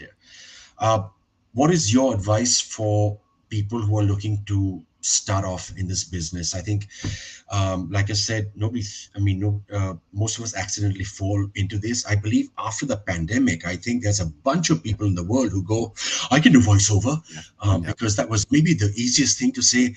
I can get a mic, I can do that, and I can earn money online. And it's not as easy as it is. Like you said, you don't have to have the most perfect voice, but what is your advice for people starting out in this day and age? I think the number one way that you are going to find success is by recognizing that you are starting a business. And I think that's where a lot of voice actors fall short. We look at just the recording side of things. Oh, I've got a good voice and I can do that, and I can go in the booth and I can record. But the reality is you are starting a business. And I don't know of any business that you can start and run successfully without some form of investment and experience and knowledge, right? Just because you have a wrench doesn't make you a plumber. Just because you have a scalpel doesn't make you a surgeon. Just because you have a microphone doesn't make you a voice actor. And so I think you have to recognize that you're starting a business, and there's a right way and a wrong way to do that. I think that the more that you can invest in your business up front, the better your chances of success. Like there are things that go into this. Like you have to have, you talked earlier about, I got to know how to be an editor. I got to have some basic audio engineering skills, and there are performance skills that you need to have, and acting ability that you need to have. And I think being able to make investments in all of those things, and maybe you can't do it all at once, but recognizing what the priorities are and planning to continue to invest over time. I mean, my first few years, a percentage of every voiceover check that I got, a percentage went into a separate bank account, and that was money that was reinvested back into my business, whether that was for another class, or working with the coach, or putting it towards a demo or whatever. So I think that's the one thing is just recognizing that you're starting a business, and you're going to have to know how to do marketing, and you're going to have to know how to do basic bookkeeping, and you're going to have to know how to do invoicing, and you're going to have to do customer service, and you're going to have some basic web skills for, you know, delivering files, and you're going to have a form of tracking your day and making sure that you're not missing priority items and all of that sort of stuff. So I think all of that goes into it. And the other thing I always really encourage people with is to study entrepreneurship, because I think when we come into voiceover, our first and most obvious point is to start studying voiceover. We buy voiceover books, we listen to voiceover podcasts, we watch YouTube videos about voiceover, we attend voiceover conferences, and it's all voiceover, voiceover, voiceover. And there's nothing wrong with that. But if you want to be a successful business owner, then you have to understand the business side of things as well. And that's where the VOpreneur thing comes in, right? When I'm reading, when I'm listening to podcasts, when I'm watching YouTube videos, they're not voiceover related. They're marketing related. No, they're sales related.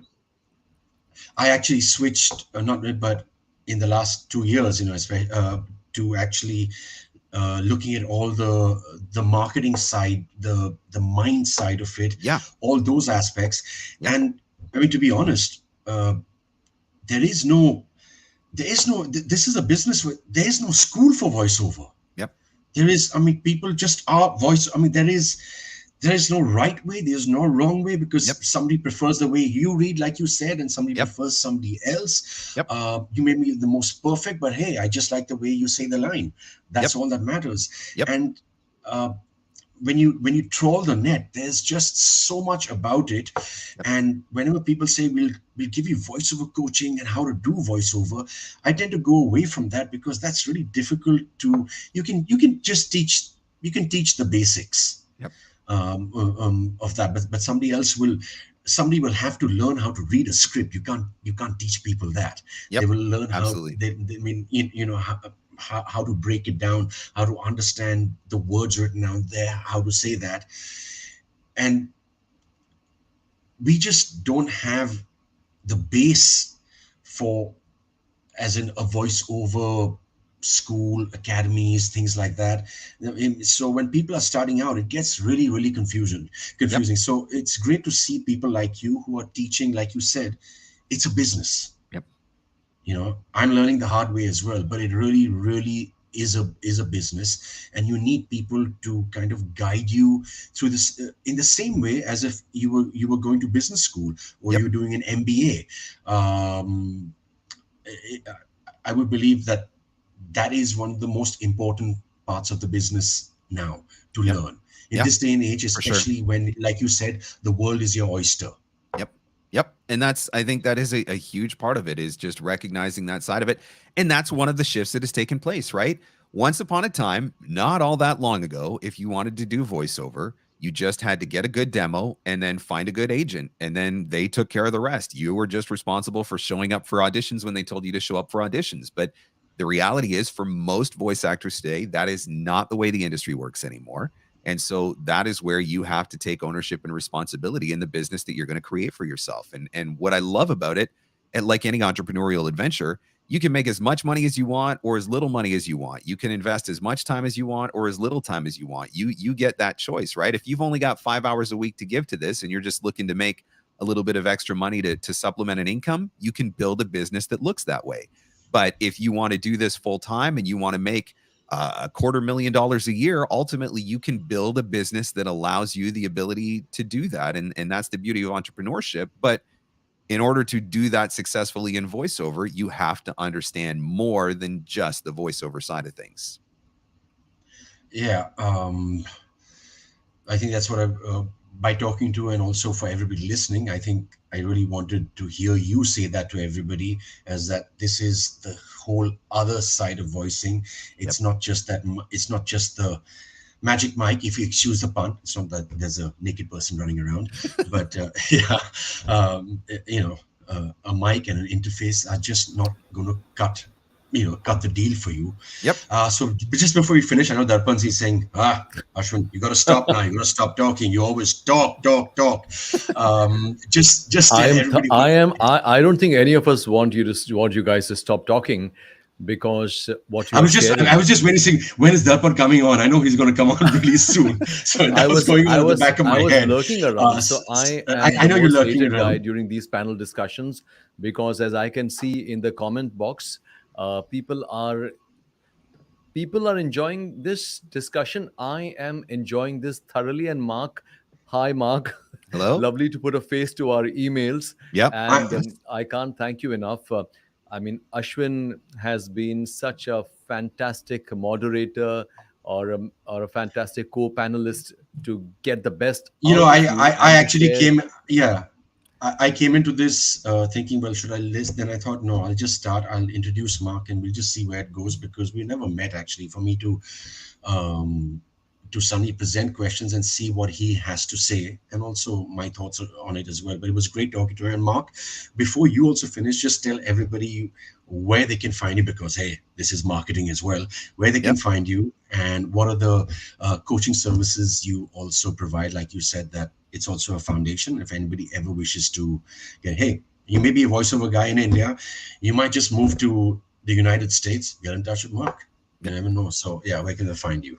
Yeah, my website is markscottcoaching.com. All the classes and coaching that I offer is available there. And vopreneur.com is the website for the podcast. That's also available wherever you listen to podcasts, Apple, Google, Amazon, wherever you enjoy podcasts. And that podcast it expands on what we've talked about today, which it's just on the business and marketing side of voiceover exclusively. I'm not going to teach you how to read a script. I'm not going to teach you how to make the booth work. I'm just going to teach you the business and marketing side of it. So that's what the VOpreneur podcast is.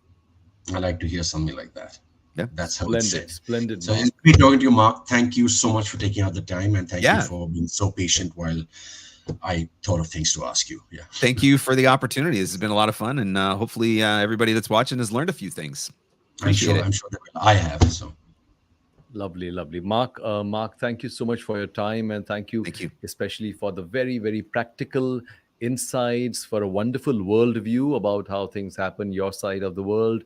And also, I think this special focus on voiceover marketing, which I think, especially in India, we still are in a very nascent stage when it comes to marketing ourselves as voiceover artists. So I think everything that you said absolutely was bang on, as they say, and people are thoroughly enjoying this discussion, as I can see from the comments, and rightly so. And Ashwin, thank you so much for being such a wonderful co-panelist to get the best out of Mark, which is as important as what Mark has shared with us. And Mark, thank you again for being so cooperative, supportive, and I'm sorry for the little delay in the session, in starting the session, but you've been very patient. So both of you, thank you so much. Wish you were in India. I would have asked you to join us on the 11th of December for the in-person grand finale, but someday, hopefully the next time, whenever you visit India, Mark, do let us know. We would love to host you, and the voiceover community here